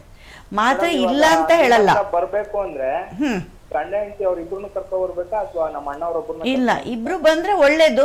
ಬೇಕಾದ್ರೆ ಅವ್ರ ವೈಫಿಗೆ ಆಮೇಲೆ ತಿಳಿಸಿ ಅಂತಂದ್ರೆ ಫಸ್ಟ್ ಈತ ಬಂದು ರಿಪೋರ್ಟ್ ತೋರಿಸ್ಕೊಂಡು ಇವ್ರಿಗೆ ನಾವೇನು ಇನ್ಫಾರ್ಮೇಶನ್ ಕೊಡ್ತೀವಿ ಅದನ್ನ ನಾವು ಮತ್ತೆ ವೈಫಿಗೆ ಹೇಳ್ಬೋದು. ಎರಡನೇ ಸೆಟಪ್, ಎರಡನೇ ಚೆಕಪ್ ಅಲ್ಲಿ. ಥ್ಯಾಂಕ್ಸ್ ಕರೆ ಮಾಡಿದ್ದಕ್ಕೆ ಮೇಡಮ್. ಇನ್ನೊಂದೇ ಒಂದು ನಿಮಿಷ, ಒಟ್ಟಿನಲ್ಲಿ ಮೆಡಿಸನ್ ಇಂದ ಇದು ಮತ್ತೆ ಉತ್ಪತ್ತಿ ಆಗಲ್ಲ, ಅಷ್ಟೊಂದು ಚಮತ್ಕಾರ ಆಗಲ್ಲ. ಮೆಡಿಸಿನ್ನು ಸಪೋರ್ಟಿವ್ ಟ್ರೀಟ್ಮೆಂಟ್ ಅಷ್ಟೇ ಹೊರತು ಪ್ರೆಗ್ನೆನ್ಸಿ ಆಗಬೇಕು ಅಂದರೆ ಆ್ಯಕ್ಟಿವ್ ಟ್ರೀಟ್ಮೆಂಟ್ ತಗೊಳ್ಳೇಬೇಕು. ಇಲ್ಲ ಅಂದರೆ ಅವರಿಗೂ ವಯಸ್ಸಾಗಿ ಇನ್ನೂ ಸ್ಪರ್ಮ್ ಕೌಂಟ್ ಡೌನ್ ಆಗುತ್ತೆ, ಕ್ವಾಲಿಟಿ ಡೌನ್ ಆಗುತ್ತೆ. ಅವ್ರ ವೈಫಿಗೂ ಏಜ್ ಆದಂಗೆ ಆಕೆಗೆ ಪ್ರಾಬ್ಲಮ್ ಇಲ್ಲದೆ ಇದ್ದರೆ, ಆಕೆ ಬಗ್ಗೆ ನನಗೆ ಗೊತ್ತಿಲ್ಲ, ಬಟ್ ಆಕೆ ಎಲ್ಲ ಚೆನ್ನಾಗಿದ್ದರೆ ಆಕೆಗೂ ಪ್ರಾಬ್ಲಮ್ ಆಗುತ್ತೆ. ಸೊ ಸುಮ್ಮನೆ ಸಮಯ ಮುಂದೆ ಹಾಕುವಂಥ ವಿಷಯ ಅಷ್ಟೇ ಹೊರತು ನಿಮಗೆ ಉಪಯೋಗ ಏನು ಅಂಥದ್ದೇನೂ ಆಗಲ್ಲ. ಸರಿ ಮೇಡಮ್, ಹಂಗಾದ್ರೆ ನಾನು ನಮ್ಮ ಅಣ್ಣನೂ ಬಂದು ನಿಮ್ಮ ಖಂಡಿತ. Thank you madam. Okay, thank you. Yes, ಧನ್ಯವಾದಗಳು ಕರೆ ಮಾಡಿದ್ದಕ್ಕೆ. ನೀವು ಕೂಡ ವೀಕ್ಷಕರೇ, ಇಫ್ ಇನ್ ಕೇಸ್ ನಿಮ್ಮಲ್ಲಿ ಯಾವುದಾದ್ರೂ ಬಂಜತನದ ಕುರಿತಾಗಿ ಸಮಸ್ಯೆಗಳನ್ನು ಎದುರಿಸ್ತಾ ಇದ್ದರೆ ಈ ಕೂಡಲೇ ಸ್ಕ್ರೀನ್ ಮೇಲೆ ಕಾಣ್ತಿರುವಂತಹ ನಂಬರ್ಗೆ ನೀವು ಕರೆಯನ್ನು ಮಾಡೋ ಮೂಲಕ ನೀವು ಡಾಕ್ಟರ್ನ ನೇರವಾಗಿ ಭೇಟಿಯಾಗ್ಬೋದು. ಎಸ್ ಮ್ಯಾಮ್, ಇನ್ನು ಗಂಡಸರ ಬಂಜತನ ಕುರಿತಾಗಿ ನಾವು ಮಾತನಾಡ್ತಾ ಇದ್ವಿ. ಯಾವೆಲ್ಲ ಟೆಸ್ಟಿಂಗ್ ಮಾಡ್ತಾರೆ, ಯಾವೆಲ್ಲ ಸ್ಕ್ಯಾನಿಂಗ್ ಮಾಡ್ತಾರೆ ಅನ್ನೋದ್ರ ಬಗ್ಗೆ ನೀವು ಮಾಹಿತಿಯನ್ನು ಕೊಡ್ತಾ ಇದ್ರಿ ಮ್ಯಾಮ್. ಕರೆಕ್ಟ್. ನಾವು ಹೇಳ್ತಾ ಇದ್ವಿ ಅಲ್ಟ್ರಾಸೌಂಡ್ ಸ್ಕ್ಯಾನಿಂಗ್ ಯಾಕೆ ಬೇಕು, ಬಂಜೆತನಕ್ಕೆ ಅಲ್ಟ್ರಾಸೌಂಡ್ ಸ್ಕ್ಯಾನಿಂಗಿಂದನೇ ಪತ್ತೆ ಹಚ್ಚೋದಾ? ಈಗ ಸುರೇಶ್ ಅವ್ರು ಕಾಲ್ ಮಾಡಿ ಕೇಳಿದ್ರು ನೋಡಿ, ಮೇಡಮ್ ಸ್ಕ್ಯಾನ್ ಏನೂ ಮಾಡಿಲ್ಲ, ಕರೆಕ್ಟ್, ಎಗ್ರಿಡ್. ಬಟ್ ಸ್ಕ್ಯಾನ್ ಎಲ್ರಿಗೂ ಬೇಡ. ಅವ್ರು ಹೇಳಿದಾಗೆ ಸಿಮೆನ್ ಎನಾಲಿಸಿಸ್ ಅನ್ನೋ ಟೆಸ್ಟ್ ಮಾಡಿದ್ರೇ ನಮಗೆ ಇದರಿಂದ ಪ್ರೆಗ್ನೆನ್ಸಿ ಆಗುತ್ತಾ ಆಗಲ್ವಾ, ಕೌಂಟ್ ಎಷ್ಟಿದೆ, ಇದೆಲ್ಲ ನಾವು ಇನ್ಫಾರ್ಮೇಷನಿಂದ ಆ ಬಂಜೆತನ ಆಗುತ್ತಾ ಪ್ರೆಗ್ನೆನ್ಸಿ ಆಗುತ್ತಾ ಅನ್ನೋ ಸಾಧ್ಯತೆ ಹೇಳ್ತೀವಿ. ಸ್ಕ್ಯಾನಿಂಗು ಕೆಲವು ಜನರಲ್ಲಿ ಮಾಡ್ತೀವಿ, ಇದರ ಸಲುವಾಗಿ ಅಲ್ಲ. ನಾವು ಸ್ಕ್ಯಾನಿಂಗ್ ಮಾಡುವಂಥ ಸನ್ನಿವೇಶಗಳೇ ಬೇರೆ, ವಿಧಾನಗಳು ಬೇರೆ. ಸನ್ನಿವೇಶಗಳು ಯಾವುವು, ಯಾರ್ಯಾರಲ್ಲಿ ಸ್ಕ್ಯಾನ್ ಮಾಡ್ತೀವಿ? ಒಂದು ಆಗಲೇ ಹೇಳಿದೆ ನಾನು, ವ್ಯಾರಿಕೋಸೀಲ್ ಅಂತ ಅವರಿಗೆ ಸ್ಕ್ಯಾನ್ ಮಾಡ್ತೀವಿ. ಏನು ಮಾಡ್ತೀವಿ ಅವರಲ್ಲಿ? ಡಾಪ್ಲರ್ ಅಂತ ಮಾಡ್ತೀವಿ. ಅಲ್ಟ್ರಾಸೌಂಡ್ ಸ್ಕ್ಯಾನ್ ಮಾಡಿ ಡಾಪ್ಲರ್ ಅಂದರೆ ರಕ್ತ ಸಂಚಾರ ಎಷ್ಟಿದೆ. ಇದು ನಮ್ಮ ಸೆಮೆನ್ ಅನಾಲಿಸಿಸ್ಗೆ ಸಂಬಂಧ ಇಲ್ಲ, ಇದು ಕೆಲವರಲ್ಲಿ ಮಾತ್ರ ಬೇಕಾಗುವಂಥ ವಿಷಯ. ಸ್ಕ್ಯಾನಿಂಗ್ ಅನ್ನೋದು ಬಂಜೆತನದ ಗಂಡಸರು ಕೂಡ ಕೆಲವು ಸತಿ ಓವರ್ಲ್ಯಾಪ್ ಆಗಿರ್ಬೋದು. ವ್ಯಾರಿಕೋಸೀಲ್ ಎಷ್ಟಿದೆ, ಆ ಡೈಲಟೇಷನ್ ಎಷ್ಟಿದೆ, ಗ್ರೇಡ್ ಏನಿದೆ, ಇದನ್ನು ನೋಡೋಕ್ಕೆ ಸರ್ಜರಿ ಬೇಕಾ ಅನ್ನೋದಕ್ಕೋಸ್ಕರ ಅಲ್ಟ್ರಾಸೌಂಡ್ ಸ್ಕ್ಯಾನಿಂಗ್ ಬೇಕಾಗುತ್ತೆ, ಅರ್ಥಾತ್ ಡಾಪ್ಲರ್ ಬೇಕಾಗುತ್ತೆ. ಎರಡನೇದು ಡಾಪ್ಲರ್ ಮಾಡೋದು ನಾವು ಆ ವೃಷಣದ ಸೈಜ್ ಎಷ್ಟಿದೆ, ಚಿಕ್ಕದಿದೆಯಾ, ಅದರೊಳಗಡೆ ಗಂಟಿದೆಯಾ, ಅದರ ಟೆಕ್ಸ್ಚರ್ ಬೇರೆ ಇದೆಯಾ, ಏನಾರ ಕ್ಯಾನ್ಸರ್ದು ಡೌಟ್ ಇದೆಯಾ, ಅಬ್ನಾರ್ಮಲ್ ಏನಾದರೂ ಕಾಣಿಸಿದರೆ ಅದರಿಂದ ನಾವು ಸೂಜಿ ಹಾಕಿ ಸ್ಯಾಂಪಲ್ ತೆಗಿಬೇಕಾ, ಇವೆಲ್ಲ ನೋಡೋಕ್ಕೆ ಎರಡನೇದು ನಾವು ಸ್ಕ್ಯಾನ್ ಮಾಡ್ತೀವಿ. ಇನ್ನು ಸ್ಕ್ಯಾನ್ ಮಾಡುವ ವಿಧಾನಗಳು ಬೇರೆ ಸ್ಕ್ಯಾನ್ ಮಾಡಿದ ಥರನೇ ಇರುತ್ತೆ, ಬಟ್ ಆ ಪ್ರೋಬ್ ಬೇರೆ ಇರುತ್ತೆ. ಸ್ಕ್ರೋಟಲ್ ಬ್ಯಾಗ್ ಮೇಲೆ ನಾವು ಸ್ಕ್ಯಾನ್ ಮಾಡ್ತೀವಿ, ಅಥವಾ ಗುದನಾಳದಿಂದ ಅರ್ಥಾತ್ ಟ್ರಾನ್ಸ್ ರೆಕ್ಟಲ್ ಅಂತ ಹೇಳ್ತೀವಿ, ಮೋಷನ್ ಮಾಡೋ ಜಾಗದಿಂದನೂ ನಾವು ಸ್ಕ್ಯಾನ್ ಮಾಡ್ತೀವಿ. ಸೊ ಸ್ಕ್ಯಾನ್ ಮಾಡೋದು ಜಾಗಗಳು ಬೇರೆ ಇದ್ದರೂ ಇನ್ಫಾರ್ಮೇಷನ್ ನಾವು ತಗೊಳ್ಳೋದು ಇವೆಲ್ಲ ನೋಡೋಕ್ಕೆ. ಇದು ನಾನು ಬಂಜೆತನದ ಸಲುವಾಗಿ ಮಾತ್ರ ನಾನು ಸ್ಕ್ಯಾನಿಂಗ್ ವಿಷಯ ಸಂಬಂಧಪಟ್ಟ ವಿಷಯ ಹೇಳಿದ್ದೀನಿ. ಇನ್ನು ಬೇರೆ ಸ್ಕ್ಯಾನಿಂಗ್, ಪ್ರಾಸ್ಟೇಟ್ ಸ್ಕ್ಯಾನು ಆ ಥರದ್ದೆಲ್ಲ ಬೇರೆ ಇರುತ್ತೆ. ಇದು ಮೇಯ್ನಾಗಿ ಎರಡು, ಒಂದು ಟೆಸ್ಟಿಸ್ದು ಡೀಟೇಲ್ಸ್ ನೋಡೋದಕ್ಕೆ, ಎರಡನೇದು ವ್ಯಾರಿಕೋಸೀಲ್ ಬಗ್ಗೆ ಕಂಡುಹಿಡಿಯೋಕ್ಕೆ. ಟೆಸ್ಟಿಸ್ ಡೀಟೇಲ್ಸ್ ನೋಡುವಾಗ ಸೈಜ್ ವ್ಯತ್ಯಾಸ ಇರ್ಬೋದು, ಅದರ ಒಳಗಡೆ ಟೆಕ್ಸ್ಚರ್ ಅಂದರೆ ನೋಡೋಕ್ಕೆ ಒಳಗಡೆ ಬೇರೆ ಥರ ಇರ್ಬೋದು, ಬಯಾಪ್ಸಿ ತೆಗಿಬೋದು, ಅಥವಾ ಕೆಲವು ಸತಿ ಟೆಸ್ಟಿಸೇ ಇಲ್ಲದೆ ಇರ್ಬೋದು. ಸ್ಕ್ರೋಟಲ್ ಬ್ಯಾಗಲ್ಲಿ ತುಂಬ ಚಿಕ್ಕದು ಟೆಸ್ಟಿಸ್ ಇರ್ಬೋದು. ಇನ್ನು ಟಾರ್ಷನ್ ಅಂತ ಆಗಲೇ ಹೇಳಿದೆ ನೋಡಿ, ಅಂಥ ಟೈಮಲ್ಲೂ ಕೂಡ ನಮಗೆ ಡಾಪ್ಲರ್ ಬೇಕಾಗತ್ತೆ. ವ್ಯಾರಿಕೋಸಿಲ್ ಒಂದೇ ಅಲ್ಲ, ಬ್ಲಡ್ ಸಪ್ಲೈಯೇ ಫುಲ್ಲು ಹೋಗ್ಬಿಟ್ಟಿದೆ, ಆ ಟೆಸ್ಟಿಸ್ ಇಟ್ಕೊಬೇಕಾ, ತೆಗಿಬೇಕಾ, ಅದು ಸುಮ್ಮನೆ ಆ ಟೆಸ್ಟಿಸ್ ತೆಗಿಯೋಕ್ಕೆ ಬರಲ್ಲ. ಎಷ್ಟೋ ಸತಿ ನಾವು ಅದನ್ನು ಡಿರೋಟೇಟ್ ಅಂದರೆ ಅನ್ಟ್ವಿಸ್ಟ್ ಮಾಡಿದಾಗ ಅದಕ್ಕೆ ಬ್ಲಡ್ ಸಪ್ಲೈ ಇಂಪ್ರೂವ್ ಆಗುತ್ತೆ. ನಮ್ಮ ಪುಣ್ಯ ಚೆನ್ನಾಗಿತ್ತು ಅಂದರೆ ಬ್ಲಡ್ ಸಪ್ಲೈ ನೀಟಾಗಿ ಬಂದು ಆ ಟೆಸ್ಟಿಸ್ ನಾವು ಉಳಿಸ್ಕೊಳ್ಬೋದು. ಸೊ ಎಲ್ಲ ರೊಟೇಟ್ ಆಗಿರೋ ಟೆಸ್ಟಿಸು, ಬ್ಲಡ್ ಸಪ್ಲೈ ಇಲ್ದಿರೋ ಟೆಸ್ಟಿಸ್ನೆಲ್ಲ ತೆಗಿಬಾರ್ದು. ಸೊ ಹಾಗಾಗಿ ಇದು ವೆರಿ ವೆರಿ ಕೇರ್ಫುಲ್ ವಿಷಯ. ಸೊ ಹಾಗಾಗಿ ನಮಗೆ ಕೆಲವು ಇಂಪಾರ್ಟೆಂಟ್ ಇನ್ವೆಸ್ಟಿಗೇಷನ್ ಅಂದರೆ ಉತ್ತಮವಾದಂಥ ವಿಧಿವಿಧಾನಗಳಿಂದ ಈ ಸ್ಕ್ಯಾನಿಂಗ್ ಥರ ಮಾಡಿ ನಾವು ಇನ್ಫಾರ್ಮೇಷನ್ ತಿಳ್ಕೊಳ್ತೀವಿ. ಸೊ ಇದು ಸ್ಕ್ಯಾನಿಂಗ್ನ ಮಹತ್ವ. ಇದನ್ನು ನಾವು ಕೆಲವರಲ್ಲಷ್ಟೇ ಮಾಡ್ತೀವಿ. ನಮಗೆ ಎಕ್ಸ್ಟ್ರಾ ಇನ್ಫಾರ್ಮೇಷನ್ ಸಿಗುವಂಥ ಸಂದರ್ಭದಲ್ಲಿ ಸ್ಕ್ಯಾನಿಂಗ್ ಬೇಕಾಗತ್ತೆ. ಬಟ್ ಪುರುಷರ ಬಂಜೆತನ ಅಂತ ಡಯಾಗ್ನೋಸ್ ಮಾಡೋದಕ್ಕೆ ನಮಗೆ ಸ್ಕ್ಯಾನಿಂಗ್ ಖಂಡಿತ ಬೇಡ. ಮ್ಯಾಮ್, ಇನ್ನು ಯೂಶ್ವಲಾಗಿ ಗಂಡಸರಲ್ಲಿ ಲೈಂಗಿಕ ಸಮಸ್ಯೆ ಸ್ವಲ್ಪ ಇರುತ್ತೆ ಕೆಲವರಲ್ಲಿ. ಸೊ ಇಂಥವರಲ್ಲಿ ಬಂಜೆತನ ಸಮಸ್ಯೆ ಇರುತ್ತೆ, ಅಥವಾ ಲೈಕ್ ಬೇರೆ ಏನಾದರೂ ಅದಕ್ಕೂ ಇದಕ್ಕೂ ಸಪ್ರೇಟಾ ಅಂತ ಹೇಳೋದಾದರೆ? ಹಾಂ, ಕರೆಕ್ಟು. ಇದು ಲೈಂಗಿಕ ಸಮಸ್ಯೆ ಬಹುತೇಕ ಜನರಲ್ಲಿರುತ್ತೆ. ಇತ್ತೀಚಿನ ದಿನಗಳಲ್ಲಿ ಅಂತೂ ನನ್ನ ಪ್ರಕಾರ ಇದು ಜಾಸ್ತಿ ಆಗಿದೆ ಅಂತ ಹೇಳ್ಬೋದು. ಅದು ಕಾರಣ ಯಾಕೆ ಅನ್ನೋದ್ರ ಬಗ್ಗೆ ಬೇಡ, ಬಟ್ ಅದಕ್ಕೂ ಬಂಜೆತನಕ್ಕೂ ಸಂಬಂಧ ಇರುತ್ತಾ? Answer is yes and no, both. ಅಂದರೆ ವಿವರಿಸ್ತೀನಿ ಕೇಳಿ. ಬಂಜೆತನ ಅಲ್ಲ, ಲೈಂಗಿಕ ಸಮಸ್ಯೆ ಇದ್ದಾಕ್ಷಣ ಬಂಜೆತನ ಆಗುತ್ತೆ ಅಂತಲ್ಲ. They may be just not be able to perform. ಅಂದರೆ ಅವ್ರಿಗೆ ಲೈಂಗಿಕ ಕ್ರಿಯೆಯನ್ನು ಮಾಡೋಕ್ಕೆ ಆಗದೇ ಇರ್ಬೋದು, ಬಟ್ ಸ್ಯಾಂಪಲ್ ಅವ್ರು ಕೊಟ್ಟಾಗ ಫಸ್ಟ್ ಕ್ಲಾಸ್ ಸ್ಯಾಂಪಲ್ ಕೊಡ್ಬೋದು ಎಷ್ಟೊಂದು ಜನ. ಅಂದರೆ ಅವ್ರಿಗೆ ಇರೆಕ್ಷನ್ ಆಗಲ್ಲ ಅಥವಾ ಎಮಿಷನ್ ಆಗಲ್ಲ, ಅವರು ಸ್ಯಾಂಪಲ್ ಕೊಡೋಕ್ಕಾಗದೇ ಇರ್ಬೋದು, ಆ ಸೆಕ್ಷುವಲ್ ಆ್ಯಕ್ಟ್ ಪರ್ಫಾರ್ಮ್ ಮಾಡೋಕ್ಕಾಗದೇ ಇರ್ಬೋದು. ಅಂಥ ಟೈಮ್ನಲ್ಲಿ ಅವರಿಗೆ ಆ ಸ್ಯಾಂಪಲ್ ಕೊಡೋದಕ್ಕೆ ಪ್ರಾಬ್ಲಮ್ ಆಗಿರುತ್ತೆ. ಅದರಿಂದಾಗಿ ಅವರಿಗೆ ಮನೆಯಲ್ಲೇ ಪ್ರೆಗ್ನೆನ್ಸಿ ಆಗಲ್ಲ.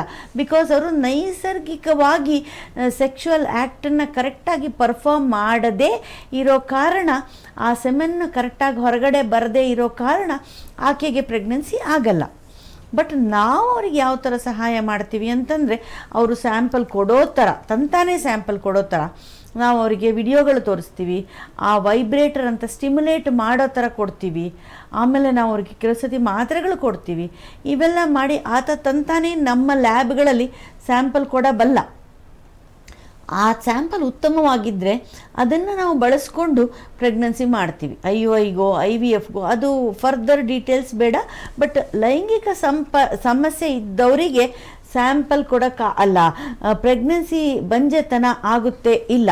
ಎಷ್ಟೋ ಜನ ಪ್ರಾಬ್ಲಮ್ ಇದ್ದವರಿಗೆ ಬಂಜೆತನ ಆಗದೇ ಇರ್ಬೋದು, ಆತನ ಸ್ಯಾಂಪಲನ್ನೇ ಯೂಸ್ ಮಾಡಿ ನಾವು ಆಕೆಗೆ ಪ್ರೆಗ್ನೆನ್ಸಿ ಮಾಡ್ತೀವಿ. ಇನ್ನು ಕೆಲವರಲ್ಲಿ ಲೈಂಗಿಕ ಸಮಸ್ಯೆ ಇದ್ದವರಲ್ಲಿ ಕರೆಕ್ಟಾಗಿ ಪರ್ಫಾರ್ಮ್ ಮಾಡೋಕ್ಕೆ ಆಗದೇ ಇದ್ದವರಲ್ಲಿ ಪ್ರಾಬ್ಲಮ್ ಆಗ್ಬೋದು. ಅಂದರೆ ಸ್ಯಾಂಪಲ್ಲು ನಮ್ಮಲ್ಲೂ ಕೊಡೋಕ್ಕಾಗಲ್ಲ, ಅಥವಾ ಕೊಟ್ಟಿರೋ ಸ್ಯಾಂಪಲ್ಲು ಅಬ್ನಾರ್ಮಲ್ ಇರುತ್ತೆ, ಅರ್ಥಾತ್ ಸ್ಯಾಂಪಲ್ ಚೆನ್ನಾಗಿರಲ್ಲ. ಈ ಥರ ಪ್ರಾಬ್ಲಮ್ಸು ಇರ್ಬೋದು. ಈಗ ಟೆಸ್ಟೋಸ್ಟಿರೋನ್ ಹಾರ್ಮೋನ್ ಪ್ರಾಬ್ಲಮ್ಸ್ ಇರುತ್ತೆ, ಅಂಥವರಲ್ಲಿ ಪ್ರಾಬ್ಲಮ್ ಇದ್ದವರಲ್ಲಿ ಟೆಸ್ಟೋಸ್ಟಿರೋನ್ ಕಡಿಮೆ ಇದೆ ಅಂತ ತಿಳ್ಕೊಳ್ಳಿ.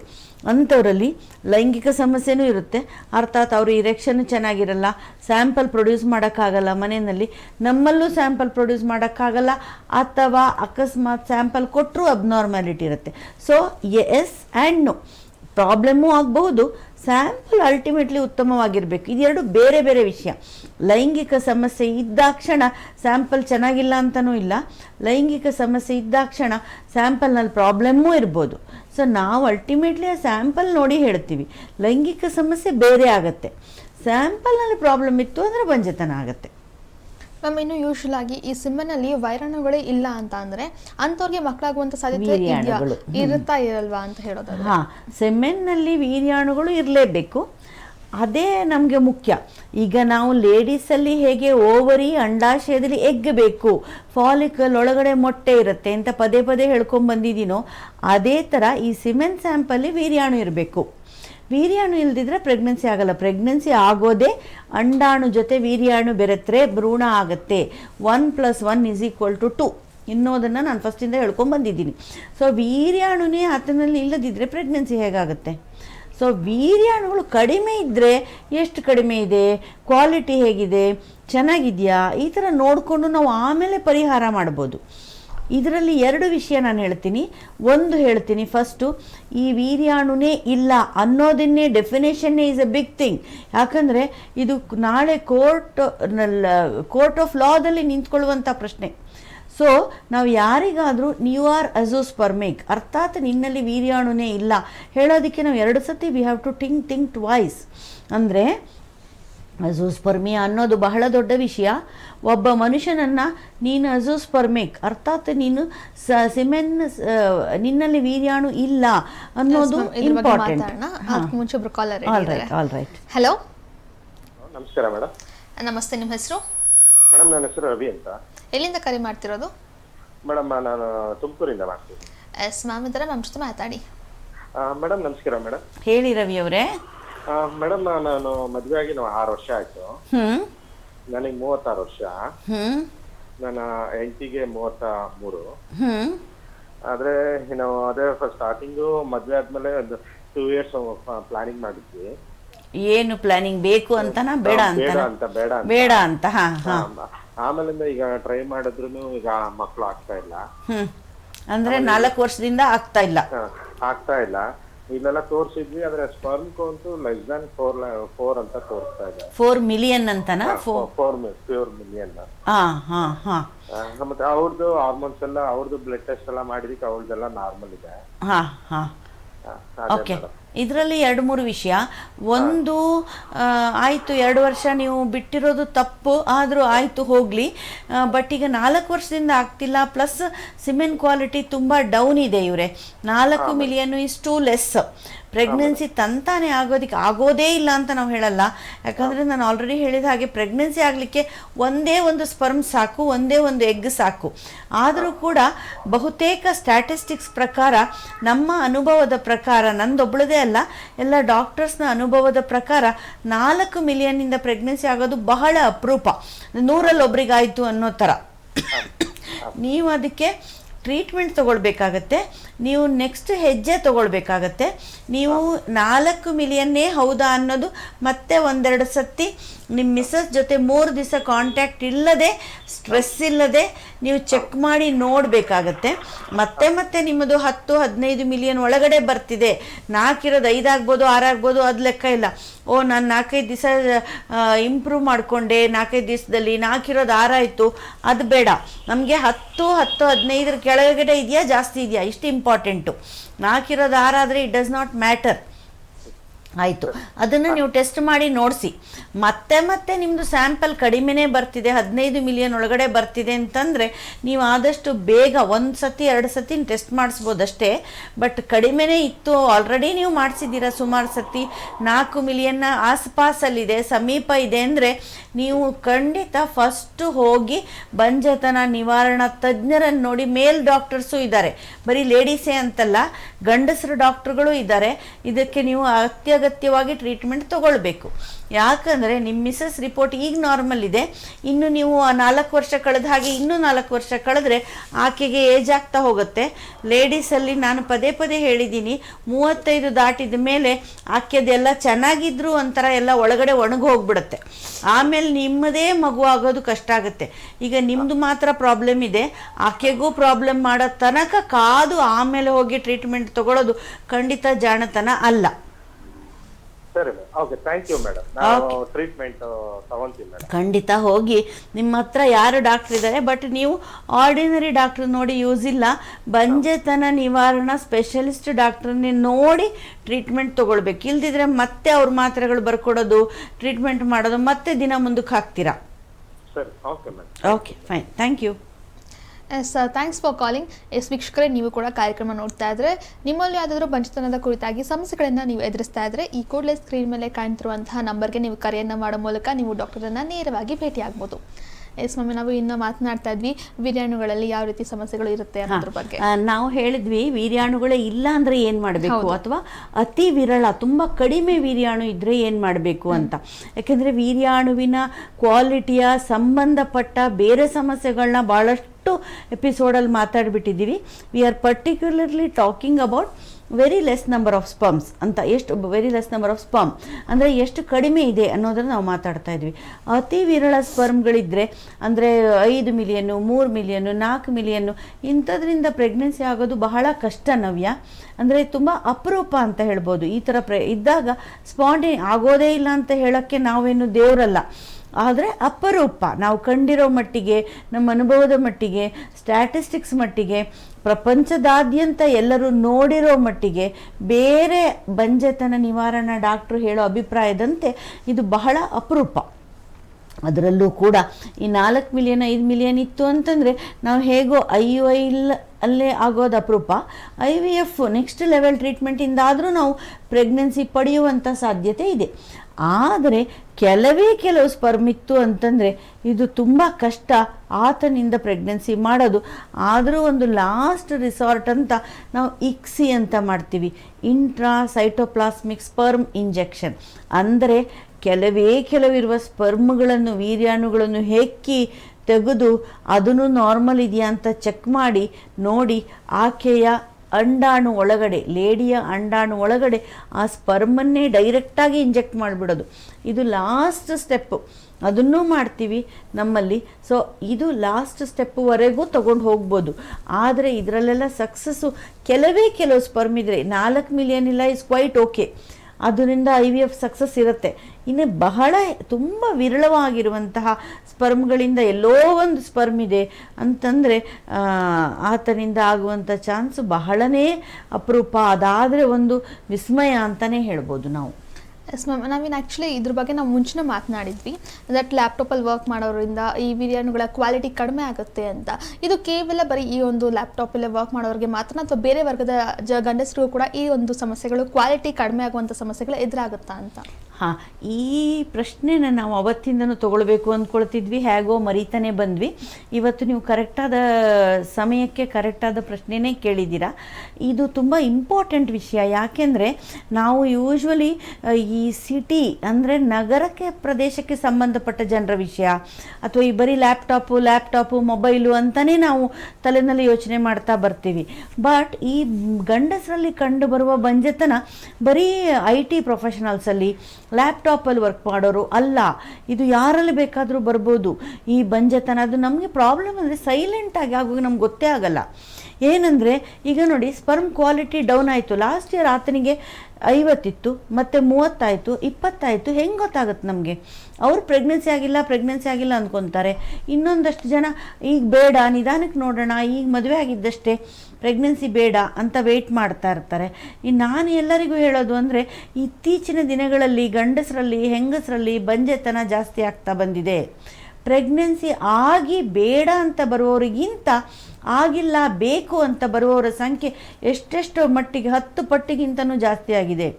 ಈ ಎಲ್ಲ ಕಾರಣಕ್ಕೆ ಒಂದು ವಯಸ್ಸಿನಲ್ಲಿ ಮದುವೆ ಆದಮೇಲೆ ಈಗ ಬೇಡ, ಆಮೇಲೆ ಬೇಡ, ನಿಧಾನಕ್ಕೆ ನೋಡ್ತೀವಿ ಅಂತ ಕ್ಷುಲ್ಲಕ ಕಾರಣಗಳಿಗೋಸ್ಕರ ಪ್ರೆಗ್ನೆನ್ಸಿಯನ್ನು ಮುಂದೂಡಬೇಡಿ. ಆಗಿರುವ ಪ್ರೆಗ್ನೆನ್ಸಿಯನ್ನು ತೆಗೆಸ್ಕೊಳ್ಬೇಡಿ. ಆದಷ್ಟು ಬೇಗ ನಿಮ್ಮ ಪ್ರೆಗ್ನೆನ್ಸಿಯನ್ನು ಮುಗಿಸ್ಕೊಳ್ಳಿ. ಆಯಿತು, ಅದಕ್ಕಿಂತ ಭಿನ್ನವಾಗಿರೋ ಪ್ರಶ್ನೆ.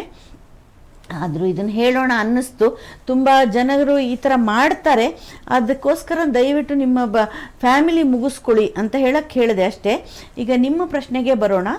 ಈ ಲ್ಯಾಪ್ಟಾಪು ಮೊಬೈಲು ಅಷ್ಟೇ ಅಲ್ಲ, ಅರ್ಥಾತ್ ಅದರಲ್ಲಿ ವರ್ಕ್ ಮಾಡುವಂಥ ಕಾಲೇಜ್ ಹುಡುಗರು ಅಥವಾ ಇದು ಸಾಫ್ಟ್ವೇರ್ ಇಂಜಿನಿಯರ್ಸಿಗೆ ಮಾತ್ರ ಅಲ್ಲ. ದುರದೃಷ್ಟವಶಾತ್ ಈ ಪ್ರಾಬ್ಲಮ್ ನಮಗೆ ಗೊತ್ತಿಲ್ಲದೆ ಎಷ್ಟೋ ಜನ ಬೇರೆಯವರಲ್ಲೂ ಇರುತ್ತೆ. ನಾವು ಲ್ಯಾಪ್ಟಾಪ್ ಅಂತಲೇ ತಿಳ್ಕೊತೀವಿ. ಜನಗಳು ಕೂಡ ಅದರಿಂದ ಆಗುತ್ತೆ, ನಾವು ಚೆನ್ನಾಗಿದ್ದೀವಿ. ಇಲ್ಲ, ನಿಮ್ಮ ಸೆಮೆನ್ ನೀವು ಟೆಸ್ಟ್ ಮಾಡಿಕೊಂಡ್ರಷ್ಟೇ ನಿಮ್ದೇನು ಪ್ರಾಬ್ಲಮ್ ಅನ್ನೋದು ನಿಮ್ಮ ಒಳಗುಟ್ಟು ಗೊತ್ತಾಗುತ್ತೆ.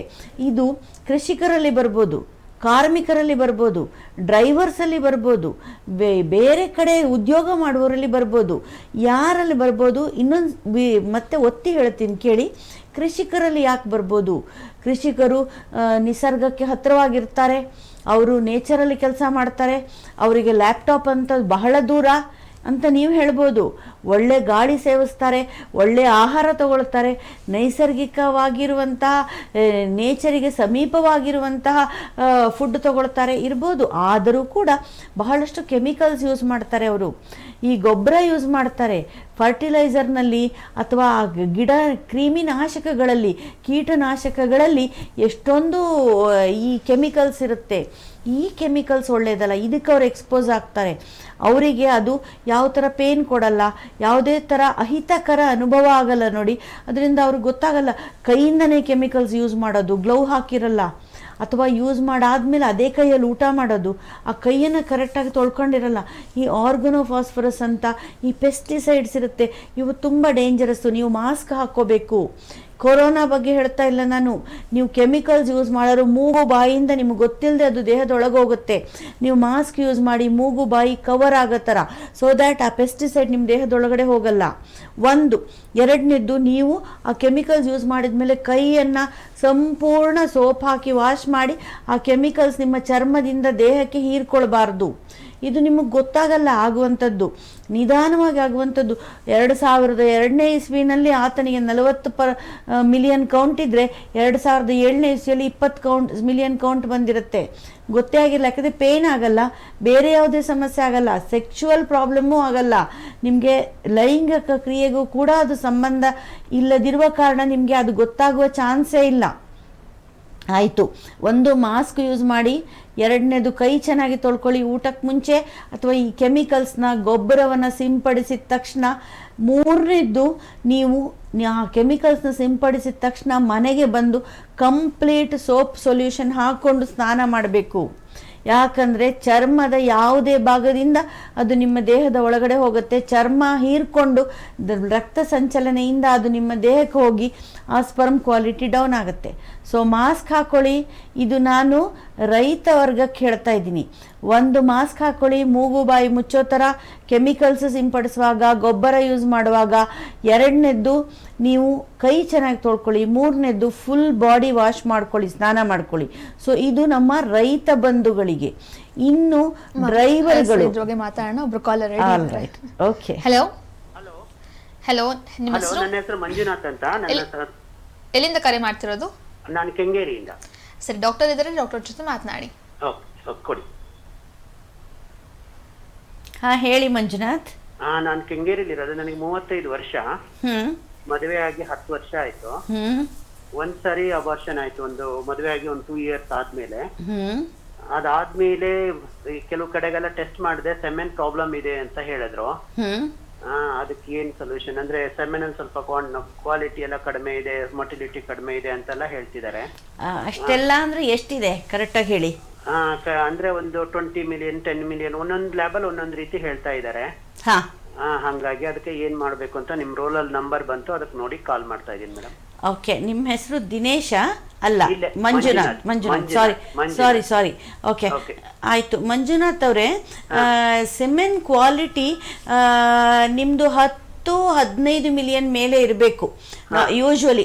ಆಲ್ರೆಡಿ ನಾನು ಹೇಳಿದ್ದೀನಿ, ನಾರ್ಮಲ್ ಪ್ರೆಗ್ನೆನ್ಸಿ ಆಗಬೇಕಾದ್ರೆ ಜೊತೆಗೆ ಕೌಂಟ್ ಕೂಡ ಚೆನ್ನಾಗಿರ್ಬೇಕು.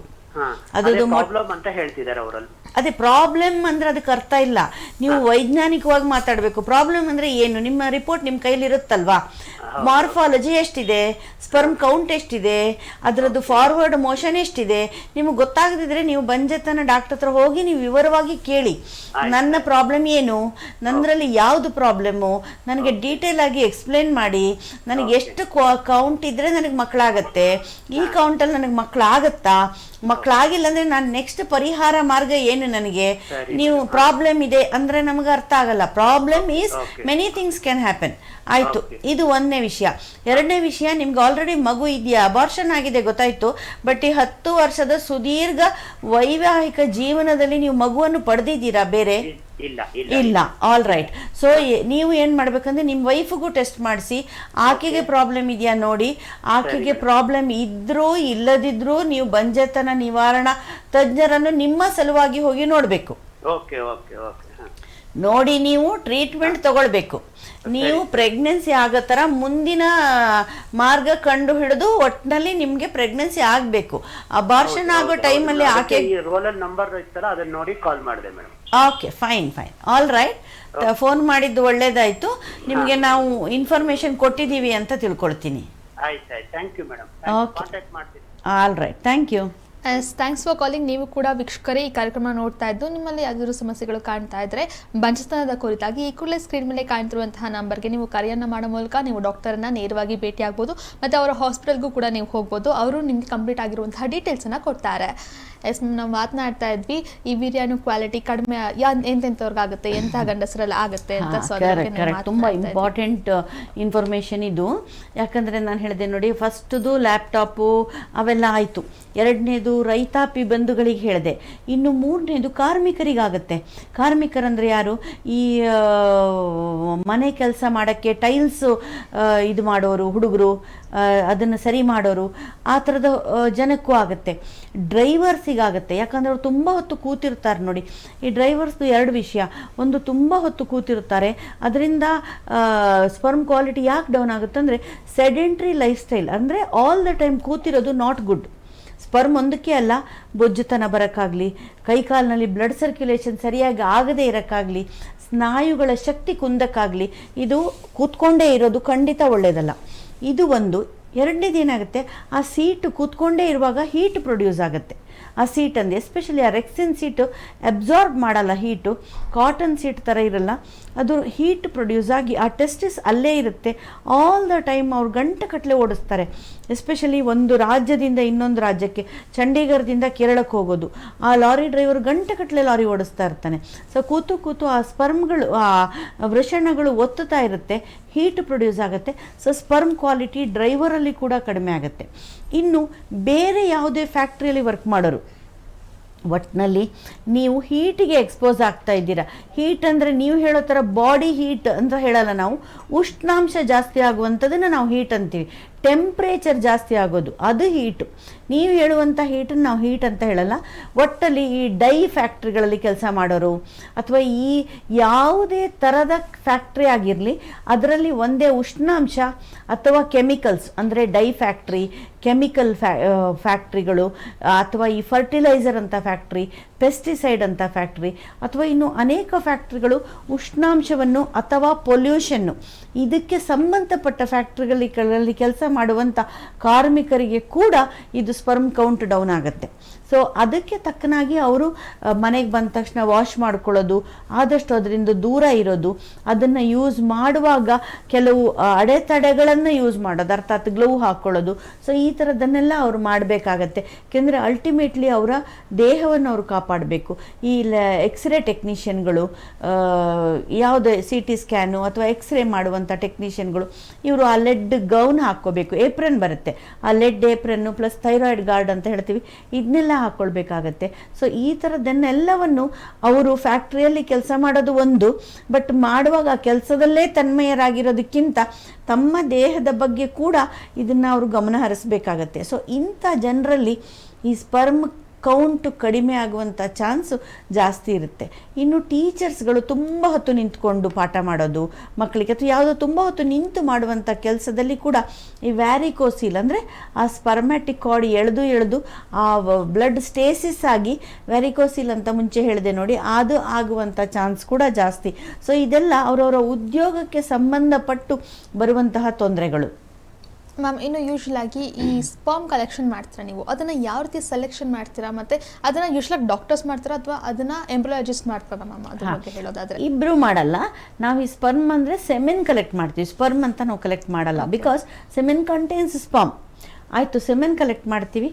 ಅದು ಕಲೆಕ್ಟ್ ಮಾಡೋದು ಹೇಗೆ ಅನ್ನೋದನ್ನು ನಾನು ವಿವರವಾಗಿ ಹೇಳಿದ್ದೀನಿ ಅಂದ್ಕೊಳ್ತೀನಿ ಮುಂಚೆ. ಈ ಸೆಮೆನ್ ಕಲೆಕ್ಟ್ ಮಾಡಿ ಆದಮೇಲೆ ನಾವು ಅದನ್ನು ಪ್ರೊಸೆಸ್ ಮಾಡ್ತೀವಿ ಅಥವಾ ಅನಾಲಿಸಿಸ್ ಮಾಡ್ತೀವಿ. ಎರಡು ಮುಖ್ಯವಾದದ್ದು ಇದರಲ್ಲಿ. ಅನಾಲಿಸಿಸ್ ಅಂದ್ರೇನು? ಅದನ್ನು ಬರೀ ಚೆಕ್ ಮಾಡೋದು. ನಿಮ್ಮದು ಸ್ಪರ್ಮ್ ಚೆನ್ನಾಗಿದೆಯಾ, ಸೆಮೆನ್ ಕ್ವಾಲಿಟಿ ಹೇಗಿದೆ, ಅದರಲ್ಲಿ ಪಸ್ ಸೆಲ್ಸ್ ಇದೆಯಾ, ಬ್ಲಡ್ ಸೆಲ್ಸ್ ಇದೆಯಾ, ಇನ್ಫೆಕ್ಷನ್ ಇದೆಯಾ, ಕೌಂಟ್ ಎಷ್ಟಿದೆ, 108 ಇದೆಲ್ಲವನ್ನು ನಾವು ಹೇಳೋದು is called semen processing, husband semen analysis. ಇದು ಒಂದು. ಎರಡನೇದನ್ನು ಅಂದರೆ ಸೆಮೆನ್ ಪ್ರೊಸೆಸಿಂಗ್ ಯಾವಾಗ ಮಾಡ್ತೀವಿ, ಅನಾಲಿಸಿಸ್ ಯಾವಾಗ ಮಾಡ್ತೀವಿ? ಅನಾಲಿಸಿಸ್ನ ನಾವು ಅವ್ರಿಗೆ ಇನ್ಫಾರ್ಮೇಷನ್ ಕೊಡೋಕ್ಕೆ, ಅಂದರೆ ಅವರು ಕಪಲ್ ಬಂದಿದ್ದಾರೆ, ನಿಮ್ಮ ಸ್ಪರ್ಮ್ ಚೆನ್ನಾಗಿದೆಯಾ ಇಲ್ವಾ, ನೆಕ್ಸ್ಟ್ ಏನಾದರೂ ನೀವು ಟ್ರೀಟ್ಮೆಂಟ್ ತೊಗೊಳ್ಬೇಕಾ ಅಂತ ಫಸ್ಟ್ ಹ್ಯಾಂಡ್ ಇನ್ಫಾರ್ಮೇಷನ್ ಕೊಡೋಕ್ಕೆ ಸೆಮೆನ್ ಅನಾಲಿಸಿಸ್. ಪುರುಷರಲ್ಲಿ ಬಂಜತನ ಇದೆಯಾ ಇಲ್ವಾ, ನೀನು ಕಾರಣನ ಪ್ರೆಗ್ನೆನ್ಸಿ ಆಗದೇ ಇರೋಕ್ಕೆ ಅನ್ನೋದು semen analysis, because it gives the detailed information about the semen. That's all. ಅದಾಯಿತು. ಸೆಮೆನ್ ಪ್ರೊಸೆಸಿಂಗ್ ಯಾವಾಗ ಮಾಡ್ತೀವಿ? ಟ್ರೀಟ್ಮೆಂಟ್ ಕೊಡುವಾಗ. ಇನ್ನು HSC ಅಥವಾ husband semen analysis is an investigation, versus semen processing is a part of treatment. Investigation ಬೇರೆ, ಅರ್ಥಾತ್ ತಪಾಸಣೆ ಮಾಡೋದು ಬೇರೆ, ಟ್ರೀಟ್ಮೆಂಟ್ ಬೇರೆ. ಇದನ್ನು ನಾವು IUIಗೆ ಅಥವಾ IVF ಮಾಡುವಾಗ ಆ್ಯಂಡ್ರಾಲಜಿ ಟೆಕ್ನಿಷಿಯನ್ ಅಂತ ಇರ್ತಾರೆ. ಆ ಆ್ಯಂಡ್ರಾಲಜಿ ಟೆಕ್ನಿಷಿಯನ್ನು ಸೆಮೆನನ್ನು ಪ್ರೊಸೆಸ್ ಮಾಡ್ತಾರೆ. ಸೆಮೆನ್ನಲ್ಲಿ ಅಬ್ನಾರ್ಮ್ಯಾಲಿಟಿಗಳು 108 ಥರ ಇರುತ್ತೆ. ಆಗಲೇ ಹೇಳಿದೆ, ಅದರಲ್ಲಿ ಬೇಡದ ಅಂಶ ಅಂದರೆ ಕಲುಷಿತವಾಗಿರುವಂಥದ್ದು, ಅರ್ಥಾತ್ ಪಸ್ ಸೆಲ್ಸ್ ಇರ್ಬೋದು, ಬ್ಲಡ್ ಸೆಲ್ಸ್ ಇರ್ಬೋದು, ಸೆಡಿಮೆಂಟ್ಸ್ ಇರ್ಬೋದು, ಇವುಗಳನ್ನೆಲ್ಲ ನಾವು ಪ್ರಾಸೆಸಿಂಗಲ್ಲಿ ತೆಗೆದು ಅದನ್ನು ಪರಿಷ್ಕೃತ ಮಾಡ್ತೀವಿ, ಉತ್ತಮ ಮಟ್ಟದ ಸ್ಪರ್ಮ್ ಆಗಿ ಕನ್ವರ್ಟ್ ಮಾಡ್ತೀವಿ. ಪ್ರೆಗ್ನೆನ್ಸಿ ಆಗಲಿ ಅನ್ನೋ ಉದ್ದೇಶದಿಂದ ಕ್ವಾಲಿಟಿ ಇಂಪ್ರೂವ್ ಮಾಡ್ತೀವಿ. ಅದಕ್ಕೆ ಈಗ ನೀವು ಗಿಡಕ್ಕೆ ಗೊಬ್ಬರ ಹಾಕಿದಾಗೆ ನಾವು ಕೂಡ ಅದಕ್ಕೆ ಕೆಲವು ಒಳ್ಳೆಯ ಉತ್ತೇಜನ ಕೊಡುವಂತಹ, ಸ್ಪರ್ಮ್ ಕ್ವಾಲಿಟಿ ಇಂಪ್ರೂವ್ ಆಗುವಂತಹ, ಮೊಟಿಲಿಟಿ ಅಂದರೆ ಫಾರ್ವರ್ಡ್ ಮೋಷನ್ ಇಂಪ್ರೂವ್ ಆಗುವಂತಹ ಕೆಲವು ಅಂಶಗಳನ್ನು ಹಾಕ್ತೀವಿ. ಅದಕ್ಕೆ ಒಟ್ಟಾರೆ ಬೇಡದ ಅಂಶವನ್ನು ತೆಗಿತೀವಿ, ಬೇಕಾದ ಅಂಶವನ್ನು ಸಪ್ರೇಟ್ ಮಾಡ್ತೀವಿ, ಜೊತೆಗೆ ಪ್ರೆಗ್ನೆನ್ಸಿ ಆಗಲಿ ಅಂತ ಆ ಸ್ಪರ್ಮ್ಗೆ ಸ್ವಲ್ಪ ಎನರ್ಜಿ ಕೊಡ್ತೀವಿ. ಇದೆಲ್ಲ ಪ್ರೊಸೆಸಿಂಗ್ನಲ್ಲಿ ಆಗುತ್ತೆ. ಆ ಪ್ರೊಸೆಸಿಂಗ್ನಲ್ಲೂ ವೆರೈಟಿ ಆಫ್ ಬೇರೆ ಬೇರೆ ವಿಧಾನಗಳಿದೆ. ಸ್ವಿಮ್ ಅಪ್ ಟೆಕ್ನಿಕ್ ಅಂತೀವಿ, ಡೆನ್ಸಿಟಿ ಗ್ರೇಡಿಯಂಟ್ ಟೆಕ್ನಿಕ್ ಅಂತೀವಿ, ಬೇರೆ ಬೇರೆ ಥರ ಟೆಕ್ನಿಕ್ ಇರುತ್ತೆ. ಆ ಸೆಮೆನ್ ಕ್ವಾಲಿಟಿ ಮೇಲೆ ಆ ಟೆಕ್ನಿಕ್ಗಳನ್ನ ಯೂಸ್ ಮಾಡ್ತೀವಿ. ಎಕ್ಸಾಂಪಲ್, ಆ ಸ್ಪರ್ಮ್ನಲ್ಲಿ ಬೇಡದ ಕಲುಷಿತ ಅಂಶಗಳು ಜಾಸ್ತಿ ಇತ್ತು ಅಂದರೆ ಡೆನ್ಸಿಟಿ ಗ್ರೇಡಿಯಂಟ್ ಮೆಥಡ್ ಅಂತ ಫಾಲೋ ಮಾಡಬೇಕಾಗತ್ತೆ. ಒಟ್ಟಿನಲ್ಲಿ ಅವರಿಗೆ ಯಾವ ಮೆಥಡ್ ಬೇಕು ಅಂದರೆ ಪೇಷಂಟಿಗೆ ಬೇಕಾಗಿರೋದಂತಲ್ಲ, ಆ ಸೆಮೆನ್ನಿಗೆ ಯಾವ ಥರ ಮೆಥಡ್ ಬೇಕು, ಇಂಪ್ರೂವ್ ಮಾಡೋಕ್ಕೆ ಏನು ಮಾಡಬೇಕು, ಇದನ್ನು ಆ್ಯಂಡ್ರಾಲಜಿ ಟೆಕ್ನಿಷಿಯನ್ಗಳು ಅರಿತಿರ್ತಾರೆ, ಅವರು ಓದಿರ್ತಾರೆ. ಅವರು ಆ ಥರ ಬೇಕಾದದ್ದನ್ನು ಅವರಿಗೆ ಪೇಷಂಟಿಗೆ ಸೂಕ್ತವಾದ ರೀತಿಯಲ್ಲಿ ಸಿಮೆನ್ನನ್ನು ಪರಿಷ್ಕೃತ ಮಾಡಿ ನಮಗೆ ರೆಡಿ ಮಾಡಿ ಕೊಡ್ತಾರೆ. ಅದನ್ನು ನೆಕ್ಸ್ಟ್ ಎಂಬ್ರಿಯಾಲಜಿಸ್ಟ್ ಯೂಸ್ ಮಾಡ್ಕೊಳ್ತಾರೆ. Semen processing and semen analysis andrology technician ಕೈಯಲ್ಲಾಗುತ್ತೆ. ಅದನ್ನು ನೆಕ್ಸ್ಟ್ ಎಂಬ್ರಿಯಾಲಜಿಸ್ಟ್ ಯೂಸ್ ಮಾಡ್ತಾರೆ. ಒಂದೊಂದು ಟೈಮ್ ಆ್ಯಂಡ್ರಾಲಜಿ ಟೆಕ್ನಿಷಿಯನ್ ಬಂದಿಲ್ಲ ಅಥವಾ ಅವರಿಗೇನೋ ಸಮಸ್ಯೆ ಇದೆ, ಈಗ ಬೇರೆ ಏನೋ ಕೆಲಸ ಮಾಡ್ತಾ ಇದ್ದಾರೆ, ಅಂಥ ಟೈಮಲ್ಲಿ ಎಂಬ್ರಿಯಾಲಜಿಸ್ಟ್ ಕೂಡ ಅದನ್ನು ಮಾಡ್ತಾರೆ. ಬಿಕಾಸ್ ಎಂಬ್ರಿಯಾಲಜಿಸ್ಟ್ ಕೂಡ ಆ್ಯಂಡ್ರಾಲಜಿ ಪಾರ್ಟ್ ಓದಿರ್ತಾರೆ.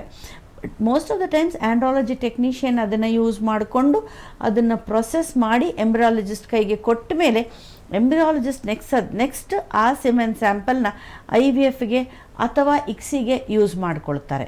ಸೊ ಇದಿಷ್ಟು ಅದ್ರ ಬಗ್ಗೆ ಮಾಹಿತಿ. ಮ್ಯಾಮ್ ಇನ್ನು ಈ ಒಂದು ವೀರ್ಯಾಣುನ ಇಂಪ್ರೂವ್ ಮಾಡೋಕ್ಕೆ ಅಥವಾ ಅದನ್ನು ವೃದ್ಧಿ ಮಾಡೋಕ್ಕೆ ಏನಾದರೂ ಡಯಟ್ ಫಾಲೋ ಮಾಡಬೇಕಾಗತ್ತಾ ಅಂತ?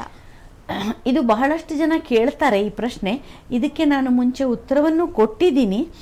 ಮತ್ತೆ ನನ್ನ ಜವಾಬು ಏನು ಅಂತಂದರೆ, ಈ ಸೆಮೆನ್ ಕ್ವಾಲಿಟಿ ಇಂಪ್ರೂವ್ ಮಾಡೋಕ್ಕೆ ಅಂತ ಡಯಟ್ ಇಲ್ಲ. ಅಂದರೆ ಪರ್ಟಿಕ್ಯುಲರ್ ಆಗಿ ಸೆಮೆನ್ ಕ್ವಾಲಿಟಿ ನಂದು ಇಂಪ್ರೂವ್ ಮಾಡಿ, ನಂದು 4 ಮಿಲಿಯನ್ ಇದೆ, ನಾನು ಏನು ಆಹಾರ ತಗೊಂಡ್ರೆ 10 ಮಿಲಿಯನ್ ಮಾಡಬಲ್ಲೆ ಅನ್ನೋದಕ್ಕೆ ಉತ್ತರ ಇಲ್ಲ. ಯಾಕಂದರೆ ಆ ಥರ ಫುಡ್ಡೇ ಇಲ್ಲ. ಇನ್ ಜನರಲ್ ಆಗಿ ಹೇಳ್ಬೋದು ಏನಂದರೆ, ಒಂದು, ನೀವು ಸೆಮೆನ್ ಕ್ವಾಲಿಟಿ ಡೌನ್ ಆಗದಿರೋ ಥರ ನಿಮ್ಮ ಜೀವನ ಶೈಲಿ ನೀವು ಮಾಡ್ಕೊಳ್ಬೇಕು. ಅದರಲ್ಲಿ ಆಹಾರ ಪದ್ಧತಿ ಒಂದು. ಏನಂದರೆ, ಒಂದು, ನಿಮ್ಮದು ಸೆಮೆನ್ ಕ್ವಾಲಿಟಿ ಡೌನ್ ಆಗಬಾರ್ದು. ಎರಡನೇದು, ನಿಮ್ಮ ಅದರ್ವೈಸ್ ಆಲ್ಸೋ ನಿಮ್ಮ ಜೀವನ ಶೈಲಿ ಚೆನ್ನಾಗಿರಬೇಕು. ಯಾಕಂದರೆ ಬಂಜೆತನ ಅಥವಾ ಪ್ರೆಗ್ನೆನ್ಸಿ ಆಗೋದೇ ಒಂದಲ್ಲ, ಅದು ಒಂದು aspect of life. Otherwise also ಎಲ್ಲರದ್ದು ಲೈಫ್ ಚೆನ್ನಾಗಿರಬೇಕು. ಲೈಫ್ ಎಕ್ಸ್ಪೆಕ್ಟೆನ್ಸಿ ಅಂದರೆ ಜಾಸ್ತಿ ದಿನ ಬದುಕಬೇಕು.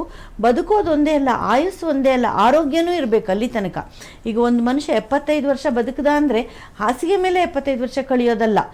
ಆರೋಗ್ಯ, ಎದ್ದು ಓಡಾಡಿ ಚೆನ್ನಾಗಿ ಆತನ ಕೆಲಸ ಆತ ಮಾಡಿಕೊಳ್ಳುವ ಥರ ಆರೋಗ್ಯ ಇರಬೇಕು.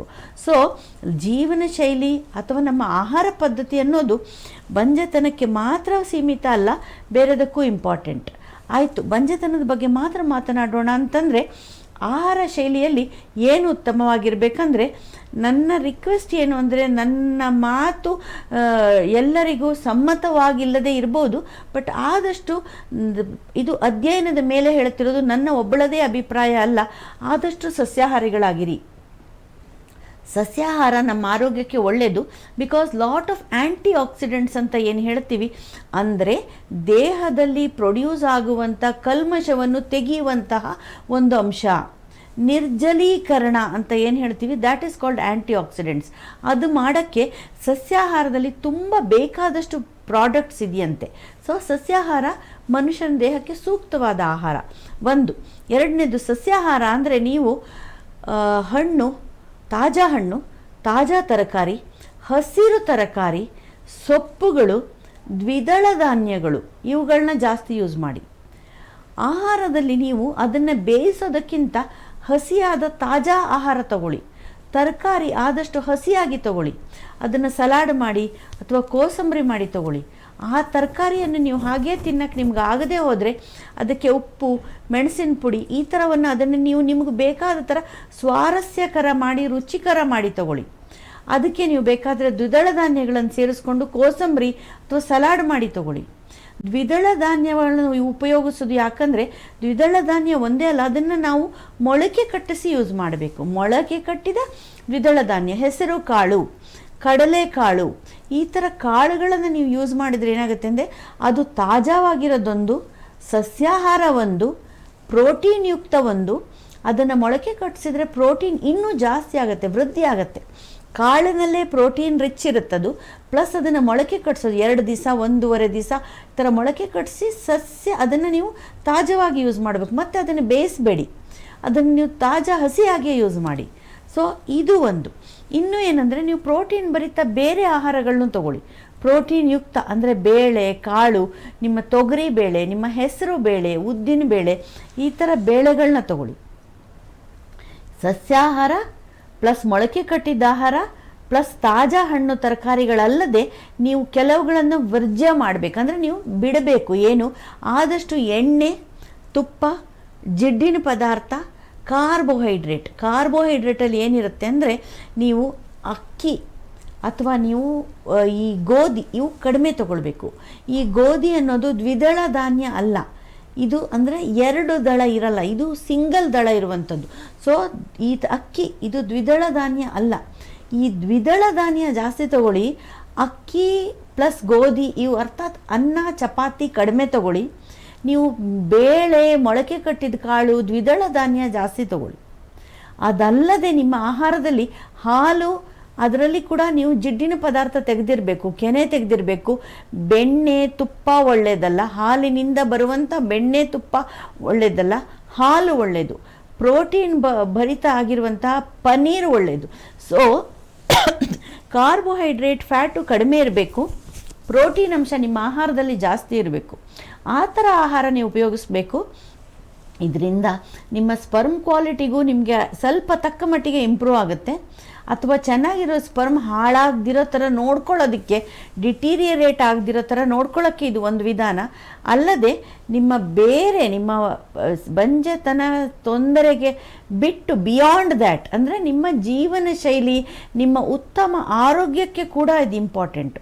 ನಾನು ಬರೀ ಆಹಾರದ ಬಗ್ಗೆ ಮಾತನಾಡಿದ್ದೀನಿ, ಬೇರೆ ಜೀವನ ಶೈಲಿಯ ಬಗ್ಗೆ ಮುಂಚೆ ಆಲ್ರೆಡಿ ಹೇಳಿರೋದ್ರಿಂದ ಬರೀ ಆಹಾರದ ಬಗ್ಗೆ ಹೇಳಿದ್ದೀನಿ. ಅರ್ಥಾತ್ ನೀವು ಪ್ರೋಟೀನ್ ಜಾಸ್ತಿ ತಗೊಳ್ಳಿ, ಜಿಡ್ಡಿನ ಪದಾರ್ಥ, ಕಾರ್ಬೋಹೈಡ್ರೇಟು, ಸ್ವೀಟ್ಸು ಇವೆಲ್ಲ ನೀವು ಕಡಿಮೆ ಮಾಡಬೇಕಾಗತ್ತೆ. ಸೊ ಇದು ಆಹಾರ ಪದ್ಧತಿ. ಮ್ಯಾಮ್, ಇನ್ನು ಯೂಶ್ವಲ್ ಆಗಿ ಟೀಸಾ ಅನ್ನೋದನ್ನೆಲ್ಲ ನೀವು ಮಾಡ್ತೀರಾ, ಸೊ ಅದರಿಂದ ಸ್ಪರ್ಮ್ ಕೌಂಟ್ ಎಷ್ಟು ಸಿಗುತ್ತೆ, ಇನ್ಕ್ರೀಸ್ ಆಗುತ್ತಾ? ಇಫ್ ಇನ್ ಕೇಸ್ ಇನ್ಕ್ರೀಸ್ ಆದರೂ ಯಾವ ರೀತಿ ಆಗುತ್ತೆ ಅಂತ ಹೇಳೋದಾದ್ರೆ? ಈಗ ನಾವು ಸಿಮೆನ್ ಸ್ಯಾಂಪಲ್ ಪೇಷಂಟಿಂದನೇ ಡೈರೆಕ್ಟ್ ಕಲೆಕ್ಟ್ ಮಾಡಿದಾಗ ಚೆನ್ನಾಗಿತ್ತು ಅಂದರೆ ಆಯಿತು, ನಮ್ಮ ಪ್ರಾಬ್ಲಮ್ ಸಾಲ್ವ್ ಆಯಿತು, ಆತನ ಪ್ರಾಬ್ಲಮ್ ಸಾಲ್ವ್ ಆಯಿತು. ಬಟ್ ಕೆಲವರಲ್ಲಿ ತುಂಬ ಕಡಿಮೆ ಸ್ಪರ್ಮ್ ಬರುತ್ತೆ, ವಿಪರೀತ ಕಡಿಮೆ, 4 ಮಿಲಿಯನ್ ಕೂಡ ಇರೋದಿಲ್ಲ, 1 ಮಿಲಿಯನ್ನು ಅಥವಾ ಅದಕ್ಕಿಂತಲೂ ಕಡಿಮೆ ಇತ್ತು ಅಂದರೆ ಆಗ ನಮಗೆ ಆತ ಕೊಟ್ಟಿರೋ ಸ್ಯಾಂಪಲ್ ನಮಗೆ ಹೆಲ್ಪ್ ಆಗಲ್ಲ.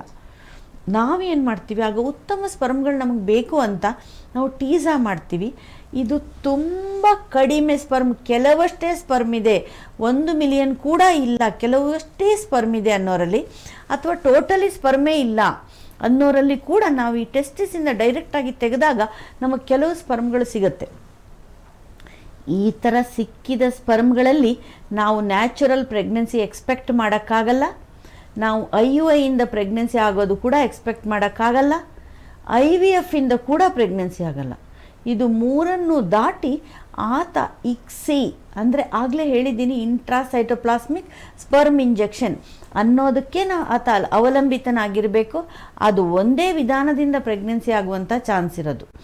ಬಟ್ ಇದರಲ್ಲಿ ಬಾಟಮ್ ಲೈನ್ ಸ್ಟೇಟ್ಮೆಂಟ್ ಅಥವಾ ತುಂಬ ಇಂಪಾರ್ಟೆಂಟ್ ಸ್ಟೇಟ್ಮೆಂಟ್ ಏನಂದರೆ, ಆತನ ಸ್ಯಾಂಪಲ್ ತಾನೇ ಕೊಟ್ಟಾಗ, ಇಜಾಕ್ಯುಲೇಟ್ ಮಾಡಿ, ಮ್ಯಾಸ್ಟರ್ಬೇಟ್ ಮಾಡಿ ಇಜಾಕ್ಯುಲೇಟ್ ಮಾಡಿ ಸ್ಯಾಂಪಲ್ ಕೊಟ್ಟಾಗ ಆ ಸ್ಯಾಂಪಲಲ್ಲಿ ಸ್ಪರ್ಮ್ ಕೌಂಟು ತುಂಬ ಕಡಿಮೆ ಇದೆ ಅಥವಾ ಕ್ವಾಲಿಟಿ ಕಡಿಮೆ ಇದೆ ಅಂದರೆ ಆತ ನಿರಾಶನಾಗಬೇಕಾಗಿಲ್ಲ.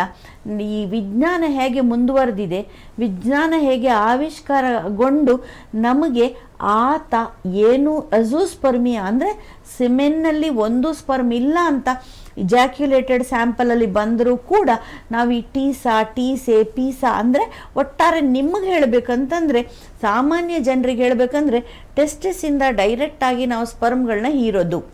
ಆದ್ದರಿಂದ ಕೂಡ ಆತನಿಗೆ ಮಕ್ಕಳ ಸಂತಾನ ಭಾಗ್ಯವನ್ನು ಕೂಡ ನಾವು ಕರುಣಿಸ್ಬೋದು.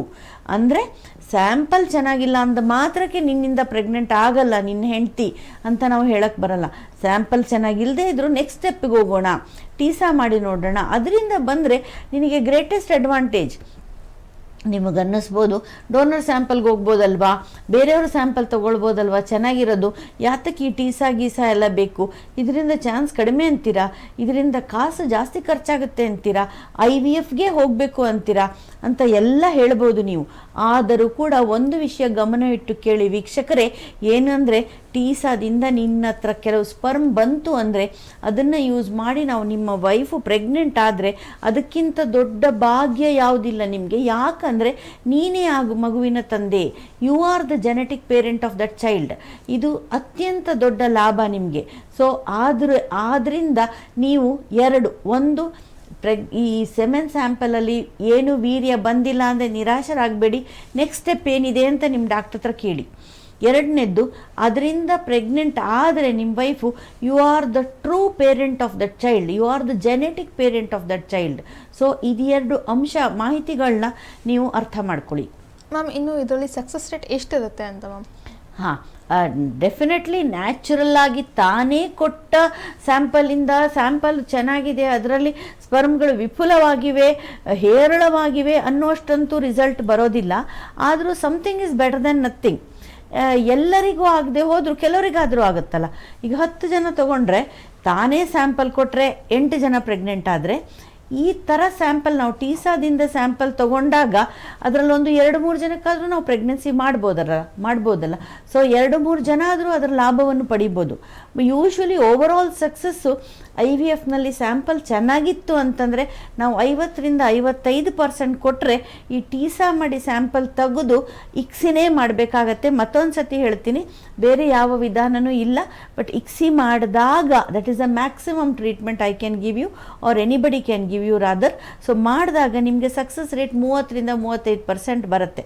20% ಕುಸಿತ ಆದರೂ ಕೂಡ ಏನೂ ಇಲ್ಲ ಅನ್ನೋದಕ್ಕಿಂತ 30-35% ಬೆಟರ್ ಅಲ್ವಾ? ಎಸ್ ಮ್ಯಾಮ್, ಇನ್ನು ಸಾಕಷ್ಟು ವಿಚಾರಗಳನ್ನ ಇವತ್ತು ತಿಳಿಸ್ಕೊಟ್ರಿ. ಯಾವ ರೀತಿಯಾದಂತಹ ಗಂಡಸರಲ್ಲಿ ಬಂಜತನ ಎದುರಾಗುತ್ತೆ, ಅದಕ್ಕೆ ಆಪರೇಷನ್ಸ್ ಇರ್ಬೋದು, ಸ್ಕ್ಯಾನಿಂಗ್ ಇರ್ಬೋದು, ಮತ್ತು ಅವರಲ್ಲಿ ಏನೆಲ್ಲ ಸಮಸ್ಯೆಗಳು ಉಂಟಾಗುತ್ತೆ ಅನ್ನೋದ್ರ ಬಗ್ಗೆ ಇವತ್ತು ಕಂಪ್ಲೀಟಾಗಿ ಮಾಹಿತಿನ ತಿಳಿಸ್ಕೊಟ್ರಿ. Thank you ma'am. ಆಯಿತು. ನಿಮ್ಮ ಇವತ್ತಿನ ಸೆಷನಲ್ಲಿ ಒಂದು ಇಂಪಾರ್ಟೆಂಟ್ ಪ್ರಶ್ನೆ, ತುಂಬ ಚೆನ್ನಾಗಿ ಜನರಿಗೆ ಪ್ರಸ್ತುತವಾದಂಥ ಪ್ರಶ್ನೆ ಕೇಳಿದ್ರಿ.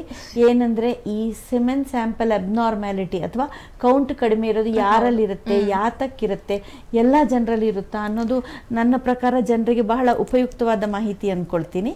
Thank you Navya. Yes, thank you ma'am.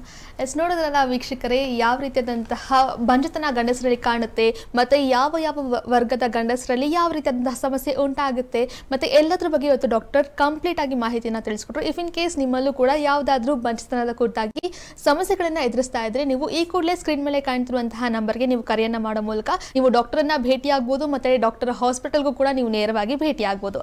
S, ನೋಡ್ತಾ ಇರಿ speed news Kannada. Thank you.